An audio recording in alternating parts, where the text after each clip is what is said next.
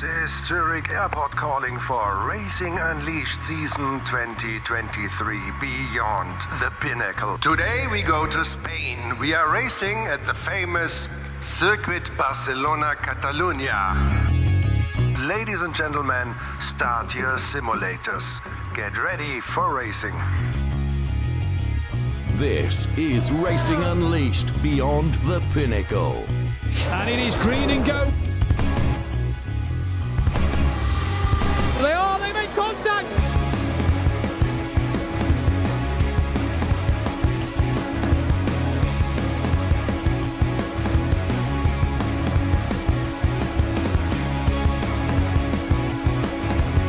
Right into the gravel. And what's happened up front? Oh, it's chaos.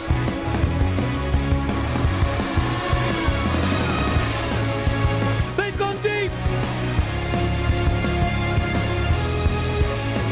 Oh, little wiggle there.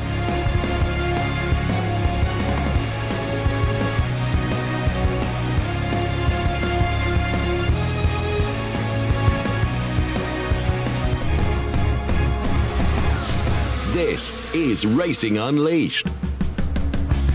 And a very good evening to you all here. Welcome to Racing Unleashed. Where have you been? It's been 2 months, but we are back with all the action. I'm your host, Mathew Duffin. For tonight's Challenger League race, it's weekend 7, and we're in Spain for the Circuit Barcelona, Catalunya then. What a fantastic night of action we have in store for you.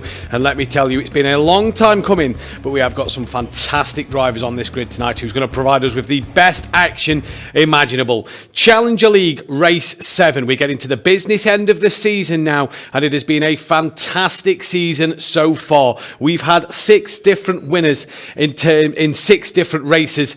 It's been that long.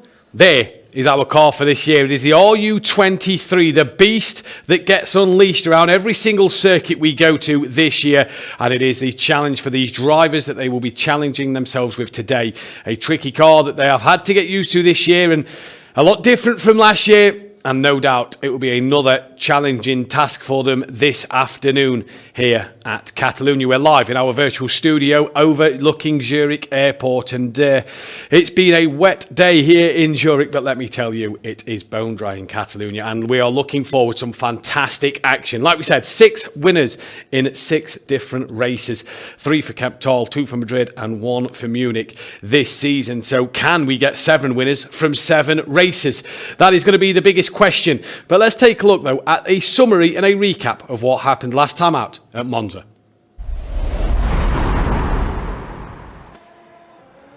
Green and go for Challenge 6 here at Monza, and it's a great start then from the race leader of Shelbert. Morotto's got a great launch as well, and that looks to be like it's Gomez who's around the outside and contact. Morotto is sideways, backwards over the curb, and it is an absolute pile up at turn 1, and you cannot make this up. The stewards now will already start their investigation as Morotto tumbles down the leaderboard, but it is Gomez. More collisions. Valverde deep off at the Curva Grande, and it is absolute chaos. We've only had 2 corners here at Monza, and here comes Hayder, pulls out now, stays within the track limits down towards turn 1. He's got the inside line, a bit of contact there between Klaus and Hayder, and Klaus manages to hang back on that position and get it back to Olachi's got past Waversick. Pletcher has got past Michael Farland. Gianluca Palmisano's dropped back a couple of places. Klaus will have the outside line through the Curva Grande. They go. Here comes Hayder to the inside. Now, job done before he gets there. Push to pass. And who is that side by side a little further forward? It is Shelbert being overtaken around the outside by Lorenzo Hayder. They manage to go side by side, and Hayder gets the job done. That looked a fantastic move. As now, Joshua Hayder looks to get past Shelbert again, down the inside. Great move, job's already done. You can see the car in the background. He may think of 2 as he's to the outside of Borges Arzo at turn 1. That is a great move from Joshua Hayder. Push to pass maybe at full effect there. As used half is pushed to pass. Here comes Yannick outside before they hit the brakes to Ascari. Yannick Pletcher. And Yannick up the inside. Easy, job done. Yannick Pletcher will not have an easier job to do all day. He's a man on a mission at the minute. Michael Forlan's got past Rivoli. Gianluca Palmisano has got past Michael Waversick. Job's not done yet, though, for Yannick Pletcher, because Stanik's coming back at him. Stanik's going to have the inside line into the second chicane, late on the brakes. Yannick keeps it there, squeezes Stanik a little bit, but a good move from Yannick Pletcher to keep hold of that place. And Lorenzo working so hard to stick to the back of Gomez. We know the dirty air will be causing Lorenzo a little bit of bother here. But for Adrian Gomez at the minute, he's absolutely flying and doing a cracking job of keeping them there. They both use push to pass now down towards Ascari. Lorenzo's looking, sends one up the inside. Great move in Ascari. Lorenzo Hayder leads this race, and Joshua Hayder is now right on the back of Adrian Gomez. Well, he left nothing out there, did Lorenzo then. He put it all on the table and got it done. A contact between Joshua and Gomez. Luckily, no driver comes off bad from that one, and Joshua stays behind Gomez, who has a poor parabolica, and now Joshua pulls out. Gomez uses push to pass. Joshua uses push to pass. I believe Torlacci has used push to pass. And Joshua to the outside of Gomez. Gomez will slap that inside line for turn 1.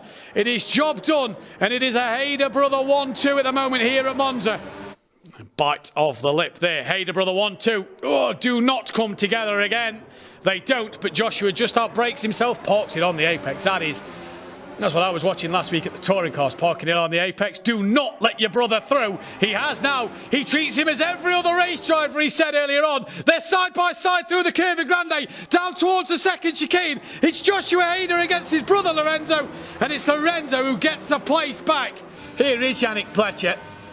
And he's used his final usage of push to pass. Still looks like he's just out for a drive on the streets of Keptal.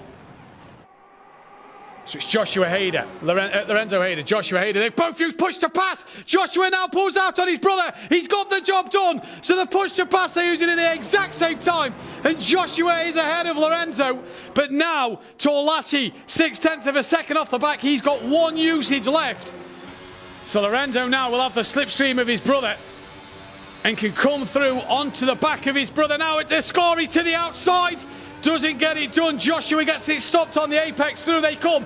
But Lorenzo gets a demon run through Ascari. Now has the slipstream once again. And here he comes. Pulls to the outside of his brother Joshua. Down the back straight towards the parabolica they come. Lorenzo now back in the lead around the outside. And while all this is happening, Augustin Torlacci, he tucks underneath of Joshua. He uses the final push to pass he has available to him and has got past into P2. Will he get Lorenzo? Oh, little wiggle there. It's just Lorenzo just squeezes Augustin. They've gone deep. And I think Torlacci now takes the race lead. They've both gone deep. Back down the pack, Nico Forland. Oh, late on the brakes. Does he get the move done on Stanik? He does. Here comes Stanik now on Valverde to the outside of Ascari. Mario Stanik right around the outside.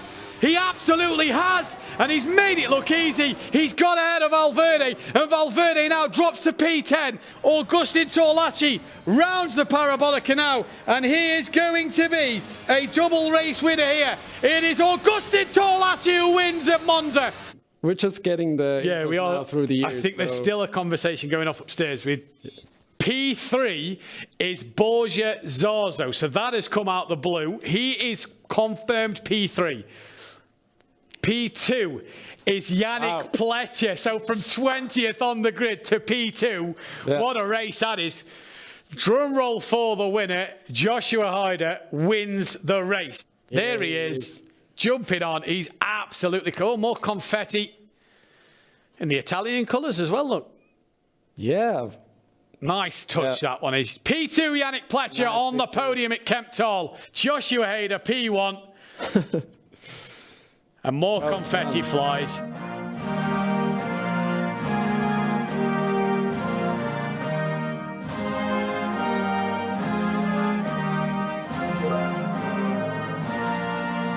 This is Racing Unleashed Beyond the Pinnacle. And that right there is why we had an extended break, because we all needed to recover from some fantastic racing. It was brilliant action last time out at Monza. But there was a few disgruntled drivers at the end of the evening, and not more so than Agustin Torlacci, who crossed the line as the provisional race winner for race control to strip him of that race win and demote him down the order to P7, I do believe it was. This was due to incidents on the track at the time, and it cost Agustin Torlacci the race, in which meant he and a few other drivers was a little disgruntled. This, though, was the final classification of that race. You see the top three of Joshua Hader, Yannick Pletcher and Borja Zarzo, who missed the podium celebration as it took race control that long to get the decision through. He'd already left the lounge and gone home. And there you see Agustin Torlacci down to P6, was a little disgruntled at the end of the race. The biggest loser in all of that was Nico Farland as well. Didn't get the result he'd have wanted to keep up with Yannick Pletcher in this championship fight, who came from 20th on the grid to second place.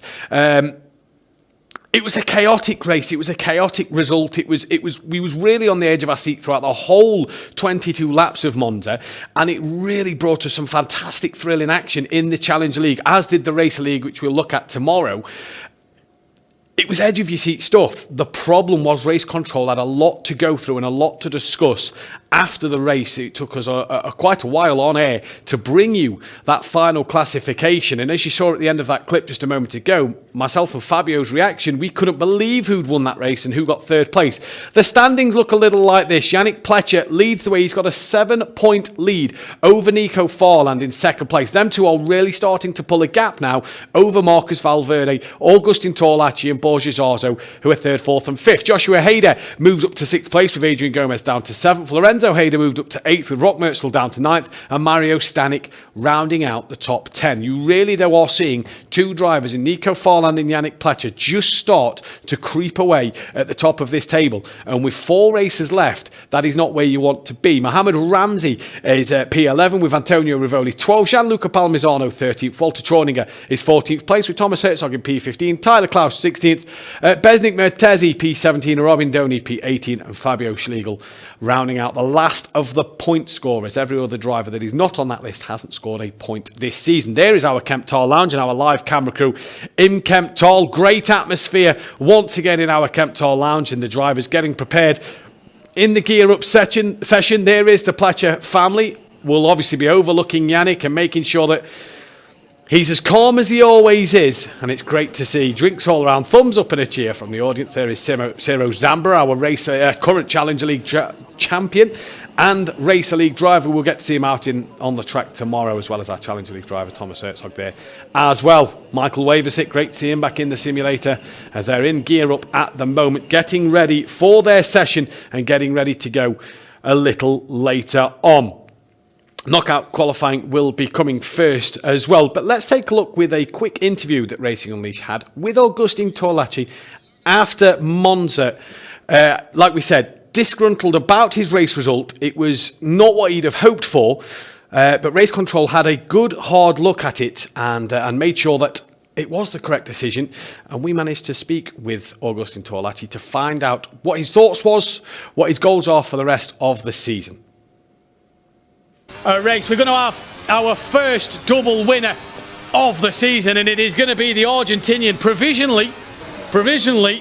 Here is Agustin Torlacci's view. So Trauninger is the car on the right, bouncing to stay on the circuit, like playing pinball. Agustin just doesn't break. There's Morotto, look, already backwards off the track.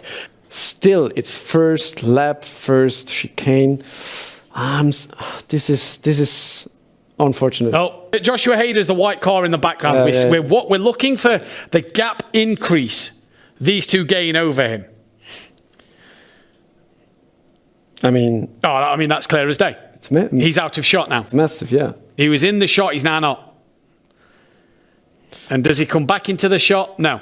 I feel very disappointed, obviously, because I feel in the moment that I won, but there is no other option to accept the penalties. He's done. Torlacci uses a push to pass as well. So will Torlacci be able to get past in the slipstream with the push to pass? He comes to turn one, he goes up the inside again. Here comes Agustin Torlacci. It's going to be a race win for Madrid. It's going to be a 1-2 provisionally for Madrid. Augustin Torlaci, your race winner, P1. This man kisses the steering wheel, collects his medal. Augustin Torlaci then P1 for the Challenger League Round 3 at Mugello. My aim is obviously be a champion. There is 100 points in the game, so I think I can be a champion for the season. He takes the lead of this race. Great move, Augustin Torlaci into the lead of this race. With the same mentality, I will try to win and try to recover the points I lost in this race. So yes, I'm going to be, I think, more aggressive than I am, without touching other cars, without even breathe. So I think I'm going to be in the fight for the final race. This is Racing Unleashed Beyond the Pinnacle.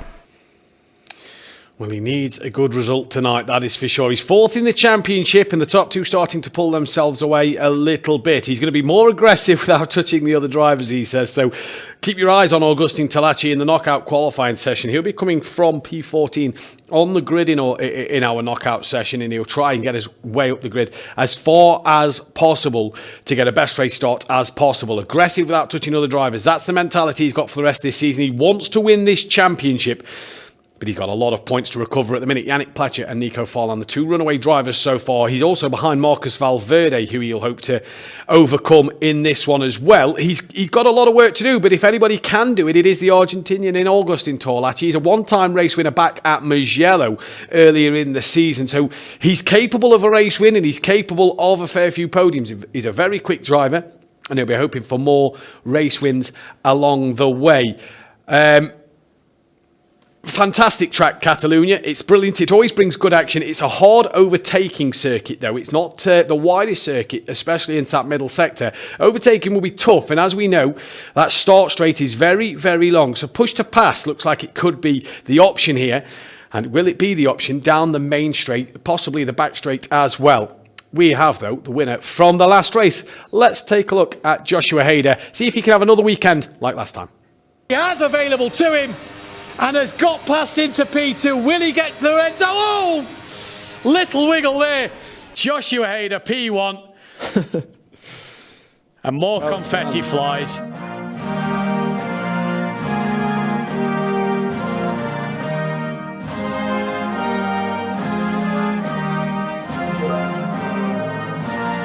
This is Racing Unleashed Beyond the Pinnacle. I don't think you'll find, maybe his brother, but a more passionate driver when you see him in the simulators. And if you're live in the Kempthal Lounge, you'll obviously hear that passion as well.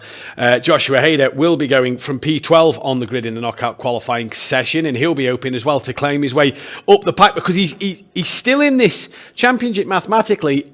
And he needs a good result, few good results now, like Monza, to really catapult him into this championship battle. The win was fantastic, and he'll be looking to get many more along the way this season. He had a real good fight with his brother last time out as well. We spoke to them last time. Monza, basically, they're going to race each other as hard as they race any other competitor, and that we saw that as well. The man to watch show for this week is Borja Zarzo. He's not won since the prologue. Can he get a good result today? That'll be the big question on everybody's faces. Borja Zarzo is our man to watch for Catalunya this afternoon. It's going to be Borja Zarzo on the prologue to take the win here at Nürburgring. Vamos! Vamos! What a drive for the Spaniard. It is the prologue win for Borja Zarzo. Vamos, no chaval, señores, primera victoria de Racing Unleashed. ¿Pero qué está pasando? Borja Zarzo, I believe, is his first podium of the season. We've just been told in our ear. Borja Zarzo didn't think he was on the podium. He's gone home already. So he will not be able to collect his P3 medal. Borja, if you're listening on your journeys home, make sure you stop by to get your medal tomorrow. This is Racing Unleashed Beyond the Pinnacle. Hopefully he did collect his P3 medal as well, though. Here is Mr. JWW for a quick guide of Catalunya. All right, welcome to the Circuit de Catalunya, Barcelona, Spain, and this is a beautiful blend of high-speed corners, high-speed braking points, and it's going to test the balance and endurance of these drivers. The circuit is just over 4 kilometers in length, and it's going to be a fascinating one. This is one of the drivers' favorites, namely because they spend a lot of time in real F1 testing on the circuit. These guys have also put a lot of seat time in on the run-up to this race, so keep a close eye out. It's going to be a really tight battle. We're well into the season at this point, and things are getting really spicy. This is Racing Unleashed Beyond the Pinnacle. Well into the season, indeed we are, James, and I believe we are now underway in our knockout qualifying session. Let us run you through the way the knockout qualifying session works if you are new here to Racing Unleashed. We have a 14 lap, I believe it will be a little less today due to 3 drivers on knockout bans, so we will have, I believe, a 12 lap knockout session. The first lap, as you can see, is a warm-up lap. The safety car, the Ferrari 488, leads us away. One warm-up lap, tyres and brake preparation is the key on this warm-up lap. No overtaking is allowed. There is our fantastic Racing Unleashed Ferrari Challenge car. The next, what comes after the end of this lap, the safety car peels into the pit lane. We get laps 2, 3 and 4 are guarded laps. That is full racing, overtaking possible, anything goes. It is a race. What you don't want to do, though, is at the end of that 5th lap. At the end of lap 5, if you're the bottom one driver, bottom one driver, because 3 are on knockout bans, you will be eliminated from that session. At the end of the lap 6, we lose 2 drivers, which means we then go from 2 drivers every lap from the end of lap 6 till the checkered flag. We will then set our grid provisionally before race control get to look at it. So the grid order at the moment for this knockout session is Michael Fry is P1, debutant Federico Chiarenza is P2, Timothy Spearson P3, Michael Waversick will go in 4th, Roberto Miguez P5, Andreas Koch P6, Robin Doney P7, Antonio Rivoli is in 8th, Gianluca Palmisano will start 9th, Mario Stanek 10th, Adrian Gomez 11th, Joshua Hader P12, Borges Otto P13, Augustin Torlacci, Marcus Valverde, Nico Farland and Yannick Pletcher will round out the top 17. 3 drivers that today are serving their knockout qualifyings: Walter Trauninger, Fabio Schlegel and Mohamed Ramsey, all serving their knockout qualifying bans. The Ferrari Challenge safety car peels into the pits. It'll be Michael Fry who will be the driver to get underway, and it looks like he's already dropped hammer and gone. He goes defensive already into turn 1, just trying to break that slipstream, it looks like now, as he now defends.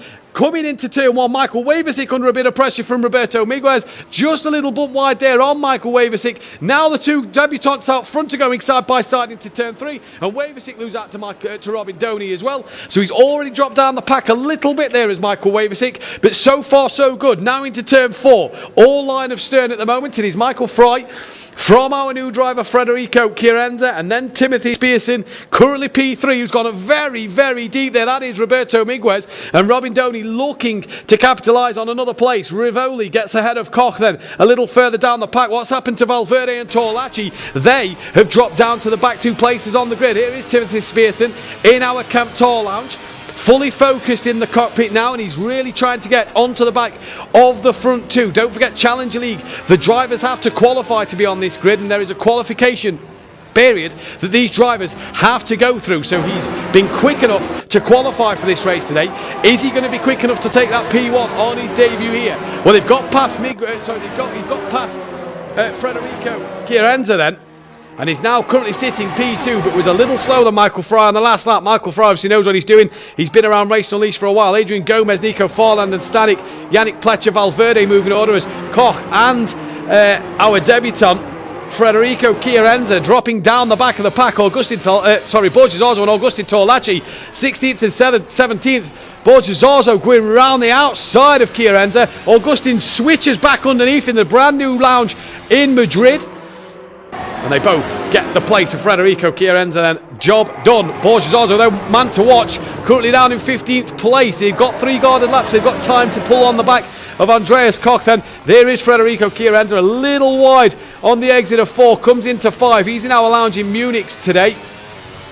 Going to be hoping to get a few laps under his belt. It's obviously all new for him, and he'll be hoping to qualify more often this season. Michael Fry 2.5 seconds out front. Championship leader Yannick Pletcher is down in 12th. Nico Farland, his closest rival, is in 10th. Here is Joshua Hader, the winner last time out in Kemptall. He's P8 at the moment. He's on the back of Gianluca Palmisano then. In P7, a bit of a queue in front. That is Michael Waversick and Antonio Rivoli just ahead. And Joshua Hader is going to be looking to do the business here. Michael Fry, fastest lap, a 1:14.4. So absolutely flying. Nico Farland, a 14.6. Stanek, a 14.6. Yannick Pletcher, a 14.5. Lap times mean nothing. It is all about the pace of these drivers. As you can see there, Waversick just managing to stay ahead of Antonio Rivoli. We're on the end of lap 4 now. Palmisano has a moment through 2. And that invited Joshua Hader into turn 3, but he's lost a lot of time to Palmisano. Then you just see the different lines in effect coming through that corner.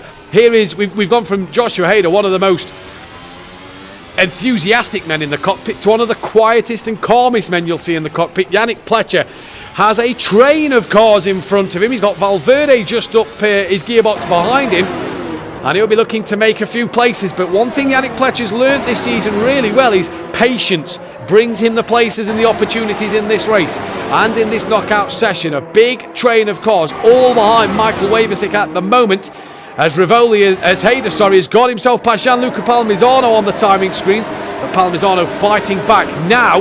Here comes Pletcher looking on Stanek round the outside, gets the job finished. No, not quite yet. Stanek though, little wiggle on exit. That is the move completed for Yannick Pletcher. One thing to mention as well that we haven't mentioned, it is the new layout of Catalonia without the chicane. So it is the right-hander that swoops round down towards the final corner at Catalonia for this season. Michael Fry, though, 3.5 seconds out front at the moment, doing a fantastic job ahead of Timothy Spearson. He's just have that pace over him at the moment and looking a cool, calm character in the cockpit. Michael Waversick's P5 now. Robin Doney is just starting to pull away from him, but he's got Rivoli, Hader, Palmisano, Gomez, Farland, Pletcher, Valverde and Stanek all over the back of him. It is a real train of cars here at Catalonia, and Borges Zarzo is only 1.9 off the back of this pack, so they'll be looking to come through. But Zarzo and Torlacci, who's had a moment? That is your previous race winner. Joshua Hader has had a moment all on his own and is tumbling down the order. And he does not want to be in that position. He's down to 17th place. He will not want to be there, because at the end of the next lap, he will be the man who will be eliminated. And you can see the disgruntled look on his face, the shake of his head. He knows he's made a mistake. Now, Yannick Pletcher is on the back of his rival, his championship rival of Nico Farland. All of a sudden, Borges Zarzo's within a second of Stanek. So him and Valverde are on the back of him and Torlacci are on the back of this pack. And they're right now in this fight. Gap out front 4.3. Rivoli's 5 seconds behind Doney. Rivoli's actually got past Michael Waversick, and a battle up front. That is Gianluca Palmisano, I believe, going side by side with Gomez. And there is Marcus Valverde. New location for Madrid. Same headband for Valverde. The red one this week though for Marcus in the orange cockpit. And what can the Spaniard do? Home soil for the Spanish drivers today. Really on the back of Yannick Pletcher. You just see how much he had to wait to get on the power, as Yannick was slow himself through the corner because he didn't want to collect Nico Farland. It's like a domino effect there. There is Joshua Hader. He is out of qualifying and is already out the door. He'll be going to get some fresh air and reflect on his knockout session. He'll want to bounce back from that in the race. He's capable of bouncing back from that in the race. Now Nico Farland going around the outside of Adrian Gomez. In towards the final sector they come. I think he's got through. He has indeed. Now Yannick Pletcher looks to nudge the door wide open. Backs out of that one though. Lets Gomez have it back. And he's going to wait to do it once again. That's the patience of Pletcher coming into display there. But Farland is now through. We are now going to lose the next 2 drivers on the grid. And that is Federico Chiarenza, P16, and Andreas Koch in P15. Oh, don't forget, all these rules are provisional, and race control will make sure the grid order is set before the race. But we lose them 2 drivers from the grid. Yannick Pletcher, a little wiggle through the middle sector. Michael Fry out front, 5.3 seconds clear at the moment. Roberto Miguez on the back of Timothy Spearson here as well. But a big train of cars as Andreas Koch climbs out the cockpit in Kemptall. Torlacci on the back of this, and who's had a moment? Oh, it's Nico Farland. We didn't see what's happened there, but Nico Farland has had an almighty moment. He's dropped right to the back of the pack. He's not a million miles away. But he's had a moment himself, and that could put him out of knockout qualifying here. Was there contact? Was it his own incident? There's a lot of cars side by side. He could be through here. Sebastian Hirsch, Walter Traudinger and Sinan de Murbas all in the background watching on. Augustin Torlacci's looking to the outside of Stanek. Nico Forland had a look up the inside. I think we're going to lose Torlacci and Forland here. And what a shame, but Yannick Pletcher's closest rival will be eliminated from qualifying. Augustin Torlacci provisionally P13 and Nico Forland provisionally P14 for him. So now we look to Mario Stanek and Gianluca Palmisano as Pletcher's moved his way up to P8. Not a very happy looking Nico Forland there. Stanek versus Gianluca Palmisano. Both these drivers racing in the Kemptor Lounge. You can tell they're in the Kemptor Lounge by the green, light blue, like the turquoise colour if you will, wing mirrors on that car. It's down towards the middle sector. They come now. Michael Fry nearly 6 seconds out in front. He's absolutely flying. Valverde has done well to come through. Borges Orzo, by the way, who was just ahead of Torlacci earlier, he's managed to jump Gianluca Palmisano and Stanek, so he's managing to keep going here. All this train is behind Michael Wavesick, as that is Adrian Gomez looking up the inside of Wavesick. Now Yannick Pletcher follows through. Now Valverde follows through. They all want to get the move done in one corner. They all get the move done in one corner. Wavesick there loses 3 places in one, and that puts Yannick Pletcher up to P7. That will really not be on the smiles of Nico Forland back in Munich. Everybody watching on live from the Kemptor Lounge. Our coverage brought to you by our camera crew there. Borges Orzo's got ahead of Wavesick as well. We are, though, going to lose Mario Stanek in P12 and Gianluca Palmisano P11 provisionally then. But it is now our attention turned to Borges Orzo and Michael Wavesick, who are the two that look like they could be eliminated at the end of this lap. For Borges Orzo, he's got 0.8 of a second to gain onto his fellow Spanish driver of Marcos Valverde. He's still chasing down the back of Yannick Pletcher's car. He'll be able to paint us a pretty picture of Yannick Pletcher's car. I reckon by the end of this session he's been that close to it and that close to him for the entirety of these 9 laps. He'll be able to tell us every single bump and movement that rear end made as they come down then towards the back straight. Michael Fry 7 seconds now in the lead. He has just dominated this knockout qualifying session. Hats off though to Timothy Spearson here. Great debut for him. He's got the pressure of Miguez behind him, but he's not feeling that pressure. Now Pletcher will want to get past Gomez because that'll mean Pletcher will be P6. That looks to be as high as he'll get. Here is Timothy Spearson. Absolutely fully focused on the job he's got to do here. And I'll tell you what, absolutely great to see. He's got pressure from behind, but it is not phasing him. We are, though, going to lose Michael Wavesick. That will be P10 for him. And Borges Orzo, the man to watch, will be inside the top 10. But P9 for Borges Orzo in this knockout session. Right, attention turns to Valverde and Yannick Pletcher. Pletcher's got to get one more move done to make it one more lap. He's 5.9 though behind Antonio Rivoli. Miguez, Antoni, they've got past Timothy Spearson. So what has happened to the man who was running P2 for so long? He dropped down to P4.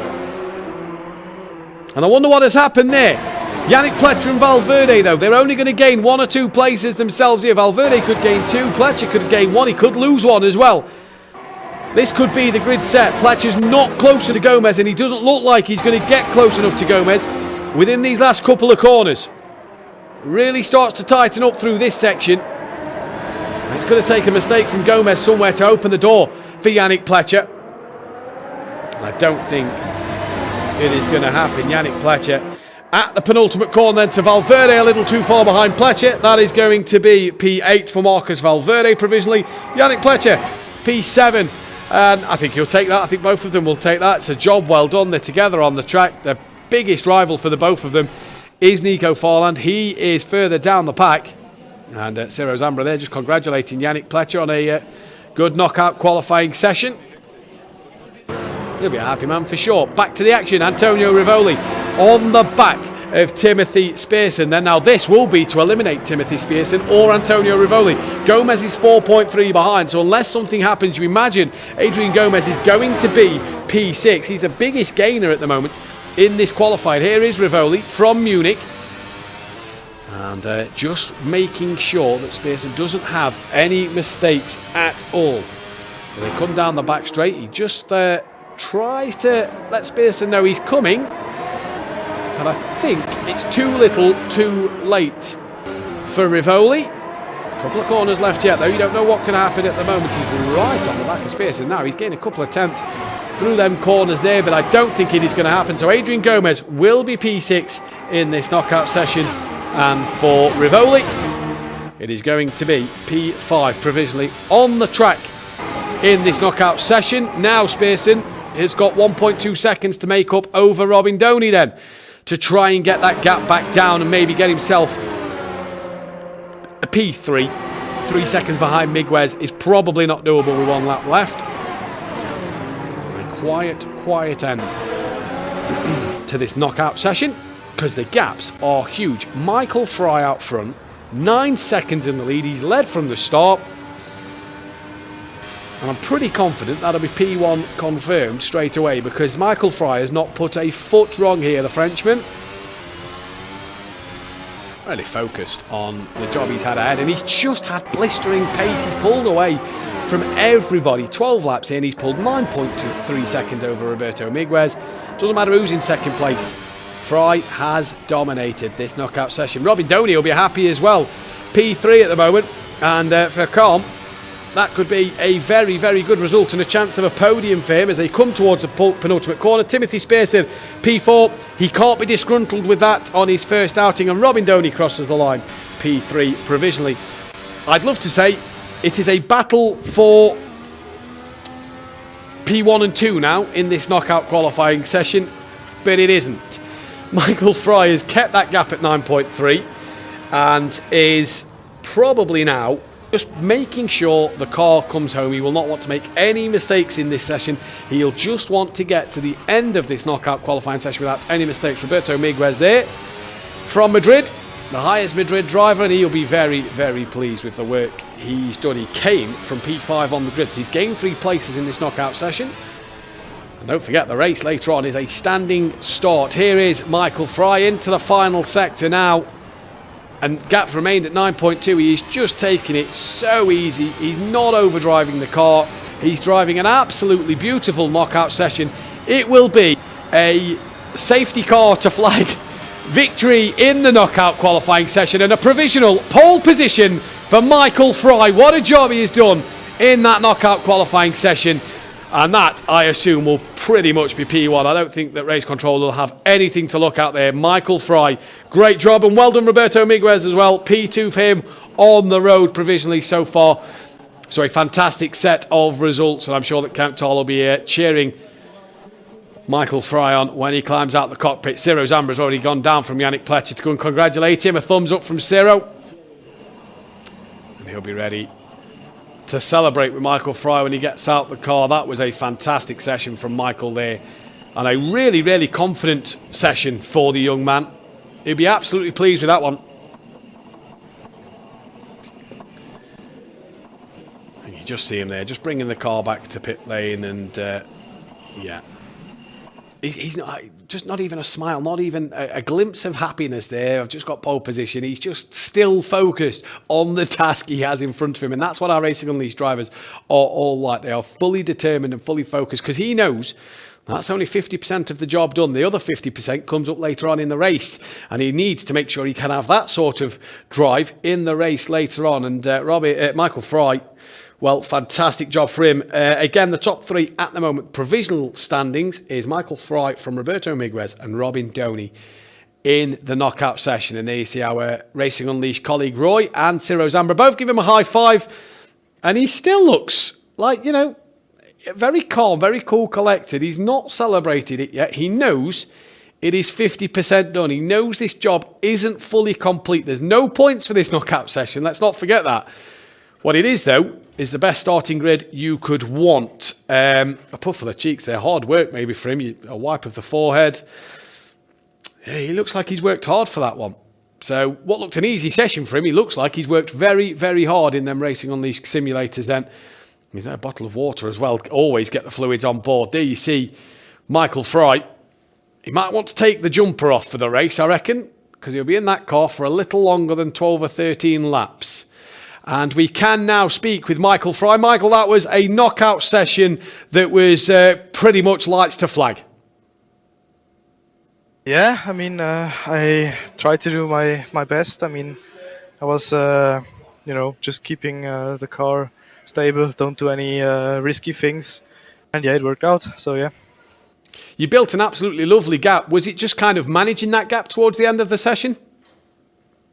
Yeah, towards the end, I've seen like 10-second gap, and then I knew like you don't have to risk anything, don't get any track limits, and just bring it home. Just bring it home, indeed. To say you've got pole position, you still seem very calm. Is that because you know the job's not finished yet? I mean, the start will be quite crazy into turn 1, so I'm ready for it. I'm well prepared, and I don't have any reason to be nervous. No reason to be nervous. Well, Michael, congratulations on the P1 at the moment. Well done. We'll see you later in the race. Best of luck later on. Thank you very much. A very, very happy young man there who will take that P1. Obviously, every result at the moment is provisional. We'll confirm the grid order when we know it ourselves. There will be nothing wrong with P1, surely there. We saw from the start of that session he was away and didn't look back once. There is Yannick Pletcher and co discussing, debriefing. The Pletcher family there as well. All in attendance every week. It's great to see them here. A lovely little bar out in our Kemptall lounge. So if you are around the Kemptall area, head down there, check it out. A great bar there, ready for some fantastic racing this evening. And it is great to see so many in attendance for tonight's event live in Kemptall. What an atmosphere we start to see there. On a Friday evening, it always seems to be a great atmosphere down in the Kemptall lounge with the Formula BMW on display that Sarah Zamba got to drive a few weeks back. And a thumbs up from Gianluca Palmisano there. Enjoying a nice little snack or two as well as everybody watches on and has a lovely discussion. The calm before the storm, and if the race is going to be anything like Monza, it will be one heck of a storm, because that was a fantastic race all throughout the whole 22 laps of it, and it's going to be fantastic to see once again. But if you are again in the Kemptall area, head down to the Motor World building and get yourself some refreshments, a few snacks, and enjoy some fantastic Racing Unleashed action as they go through the evening. And it is all the gin there, alcohol free, I do believe, just been told, so you can enjoy some alcohol free and alcoholic beverages. We are all looking forward to this then, as we are going to head into our fantastic favourite part of the programme. It is going to be the rush hour part of it, and I'll be joined by Fabio Vettinger as always.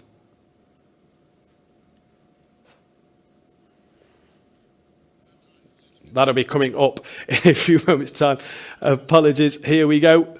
If you are, again, in the Kemptall area, head down to the Motor World building. Alcohol-free beverages and, again, snacks on offer for everybody today. Great action in store. And as well, if you are there tomorrow, make sure you stick around tomorrow. We've got the Racer League action for you as well. So it's going to be a fantastic full weekend of Catalunya racing. It's been a long time since we've been on the air, since Monza. So make sure you do tune in, because Catalunya tomorrow will be fantastic as we now head into rush hour.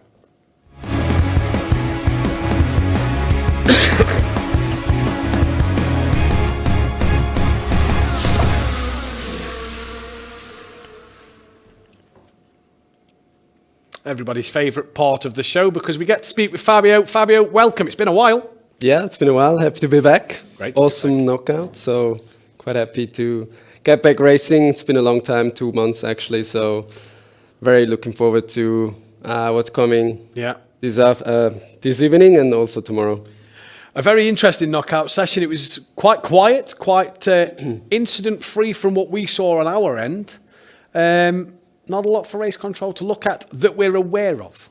I had a little glimpse on their table actually, so I've counted 7 incidents, which is not too much actually. Compared to Monza, It's way less than that, yeah. But obviously the drivers still have 20 minutes to report any stuff that has happened during the knockout. So not sure if it's going to stay at the 7, so we'll see. We'll see indeed. It's a knockout session of for our championship contenders, obviously we're at the business end of the season. There's 4 races to go. Joshua Hader, winner last time out, 17th place today. Nico Forland, he had a moment. He's down in P14 provisionally. Not the day for the championship contenders, unless you're Yannick Pletcher and Marcus Valverde. Yeah. I don't know what happened to Joshua, if he spun on his own or if he had an incident with another driver. Suddenly he was plumb lost, and it was obviously the last lap of the knockout, so the last guarded lap basically. So it was the worst timing for him, but you know, Joshua and the other guys, they're fighters, so don't count them out for the race. Yeah, it's an interesting one to think of and see what Joshua Hader will do, and when we get some replays and some highlights, we'll be able to bring them to you and get to look at a few clips as well. But let's have a look at the leader of the championship. Yannick Pletcher, because Stanik's coming back at him. Stanik's going to have the inside line into the second chicane, late on the brakes. Yannick keeps it there, squeezes Stanik a little bit. Here is Yannick Pletcher, and he's used his final usage of push to pass. Still looks like he's just out for a drive on the streets of Captal. There he is, jumping on. He's absolutely cool. More confetti in the Italian colours as well, look. This is Racing Unleashed Beyond the Pinnacle. And the championship leader will be pretty satisfied with qualifying. P7 provisionally from 17th on the grid. Obviously, last time out at Monza, he come from P20 to 2nd place. He looks like he's a patient man at the moment, and he looks like he's letting the action come to him. He looks like he's waiting for his moments. We saw in the knockout session today, he was in a queue of cars for quite a long time. Didn't look to force anything. Yeah, that's exactly what he needs to do and what the others actually should do as well. Be patient, especially towards the end of the season. Yannick has done a brilliant job in this knockout, I have to say. Especially because he hasn't really been in any incidents. So he is aware of the fact that the championship is close. So rather not take any risks and in the end, you know, bring it home. Now, Yannick Pletcher has been on a bit of an incredible journey recently. Obviously, we saw a few months ago, Cyril Zambra got the chance to drive in a Formula BMW car. Well, Yannick Pletcher's now had this fantastic option to drive in one. And here is his social media, which he's got some lovely pictures and some things of his Formula BMW experience. It's great to see now that's 2 drivers this season that we've get to see have had this opportunity to step into a real car because of the Racing Unleashed simulators. Yeah, awesome. I mean, Zero won a competition, another sim racing competition, and he was able to drive that. I believe Yannick, someone financed that for him, and as we can see, he had a brilliant time there. It's obviously something that we at Racing Unleashed are working for, or towards for, that we can support the drivers, not only be successful in sim racing, but also in the real world. So 2 guys already done it. We've got also other guys. Yeah, Racing Unleashed just basically gives you that platform to be able to do that. So I'm quite happy for them. They're putting themselves on a nice stage as well, aren't they, for people to see what they can do. None more so than a guy who won a competition with Rocket last year in our Racing Unleashed simulators, Deegan Fairclough, who I had the pleasure of watching live at Donington Park throughout the 2 weekends he raced at Donington Park as part of the British Touring Car package. The British Formula 4 is a fantastic competition for young drivers to show their talents from karts into the British Formula 4 or Formula 4s around the world. That gives them this platform to try and get into Formula 1. Now, Deegan Fairclough last year won the competition with Rocket, the sponsor of the British Formula 4, in our simulators, and he got a full-time seat for the whole year in the British F4. He finished 3rd in the championship and is a 3-time winner. We have a little clip to show you about Deegan Fairclough.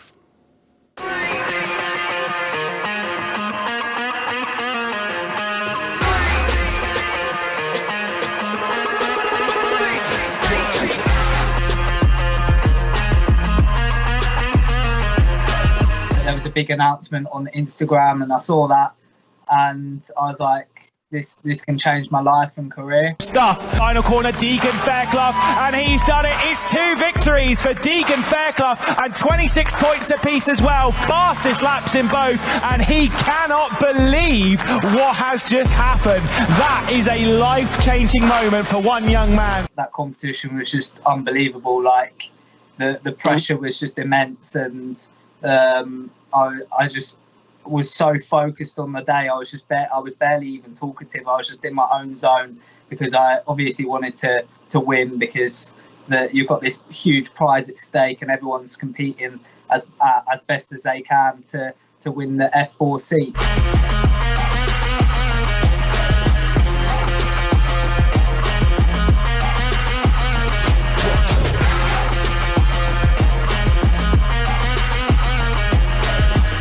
Simulators were fantastic. I think the motion as well made it even more realistic. And I loved the steering wheel that I was actually on it, and the feeling through the pedals were just unbelievable.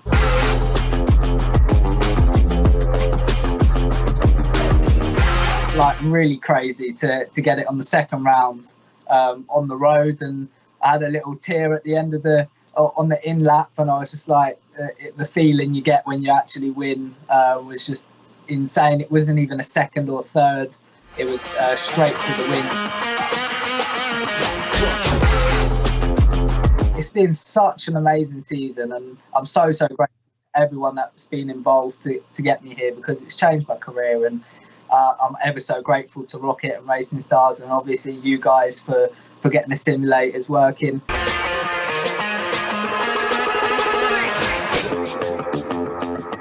This is Racing Unleashed Beyond the Pinnacle. And let me tell you, he went from strength to strength all season as a follower of the British F4. He just got better and better every season. And this just shows, Fabio, that young drivers in the simulators at Racing Unleashed, they can get these opportunities. Yeah, that's basically your prime example on how it should go. Yeah. So Deegan did an awesome job, obviously in the British F4. Finished P3 in the championship. P3, 8 podiums for a rookie coming from sim racing. So awesome job. I think he deserved that seat. Obviously, I hope we'll see him back next year. Well, he is on the British F4 grid next year. He's confirmed. I think they confirmed that at the last weekend of the season, which is great to see. He's had that. He won the competition in our simulators. He's had a year under his belt, 3 wins, like you say, 3rd in the championship for a rookie. That's fantastic in any category of motorsport. And then he gets the bonus of, we get to do it again next year. Yeah, awesome and brilliant. And this is exactly what our drivers dream as well. Obviously, we don't have a championship here in Switzerland, an F4 championship, so you've got to be in either the Spanish one or German one or Italian one. But still, he shows that it can be done. Yeah. Other people have done it before. We saw it with Gran Turismo, the movie, the real stories behind it. Mark Gassner, a driver from the Racer League here at Racing Unleashed, was a Gran Turismo winner back in the days.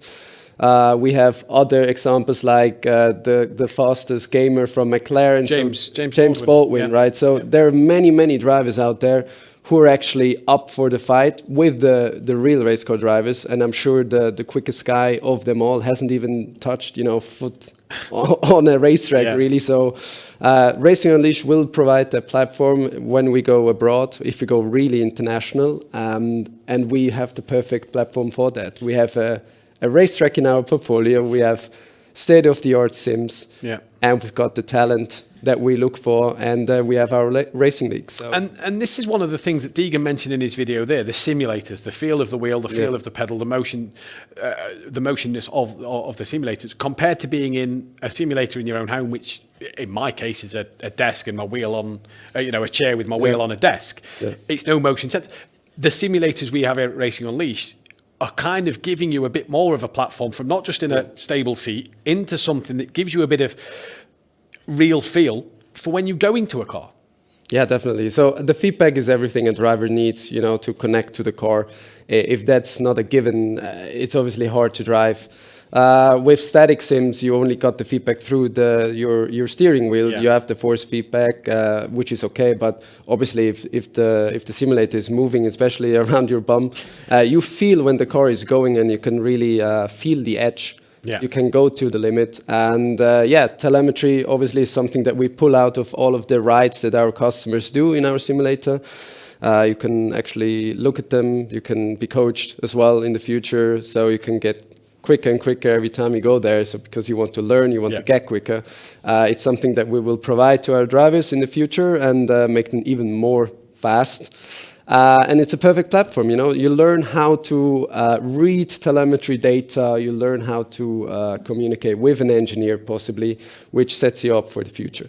Indeed. Are you coaching? I'm not coaching yet, no. But we have other great drivers in the Challenger League and the Racer League who will obviously then register as a coach, and you can learn from them directly. And we see on the Racer League and Challenger League weekends, you look at Cyril Zambra's always over Yannick Pletcher's shoulder, giving some advice as the Challenger League champion at the moment. You also then you go to Munich, you always see Nico Farland and Angelo Mikel together over each other's shoulders. Sebastian Hirsch is always lurking around the background of the Munich lounge as well. So a lot of the drivers really do. It is like a family feel in each lounge where drivers will help each other from Racer League and Challenger League. Yeah, definitely. It's this family atmosphere that you described. It's also, I would say, friendly because none of them are actually really fighting for a championship at the moment. I'm looking forward to the day when this is really a fact. So will they still help each other to get quicker, or will then they say, okay, let's take a step back here. You have to train on your own, and I'm doing my thing. So, but still, Racing Unleashed is a great atmosphere. You know, we create friendships as well, and it's not the last time we do that. No, it's not going to be the last time we do that. And if we didn't say it already, a massive congratulations to Deegan Fairclough on what was a fantastic rookie season in the British F4. We look forward to seeing you out on the track next year and in person, because I'll surely be at Donington Park again to watch that one. Awesome. Fantastic. Yeah. Every year. I actually got my son to walked up, met Deegan Fairclough, got his autograph at Donington Park. So really? Yeah, he enjoyed it. Just frame it and maybe sell it later on when he's in F1. When he's in F1 like Lando Norris. Yeah. Well, we'll wait and see what the future holds for Deegan Fairclough and our Racing Unleashed drivers.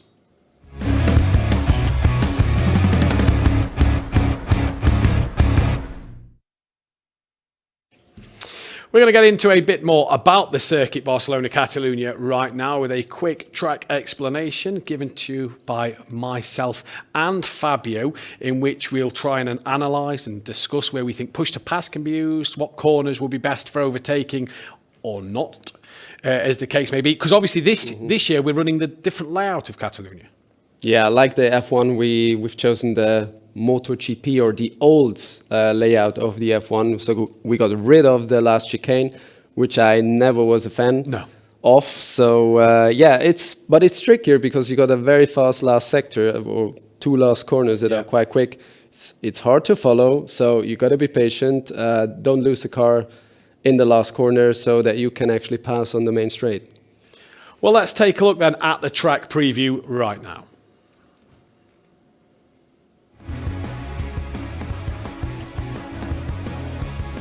Circuit Barcelona Catalunya, the pre-season test track for Formula One. It's 4.675 kilometres. There's 9 left-handers, 7 to the right, and it is 695 metres for P1 to Turn 1. It is Europe's busiest circuit, and that is no surprise when you look at some of them corners.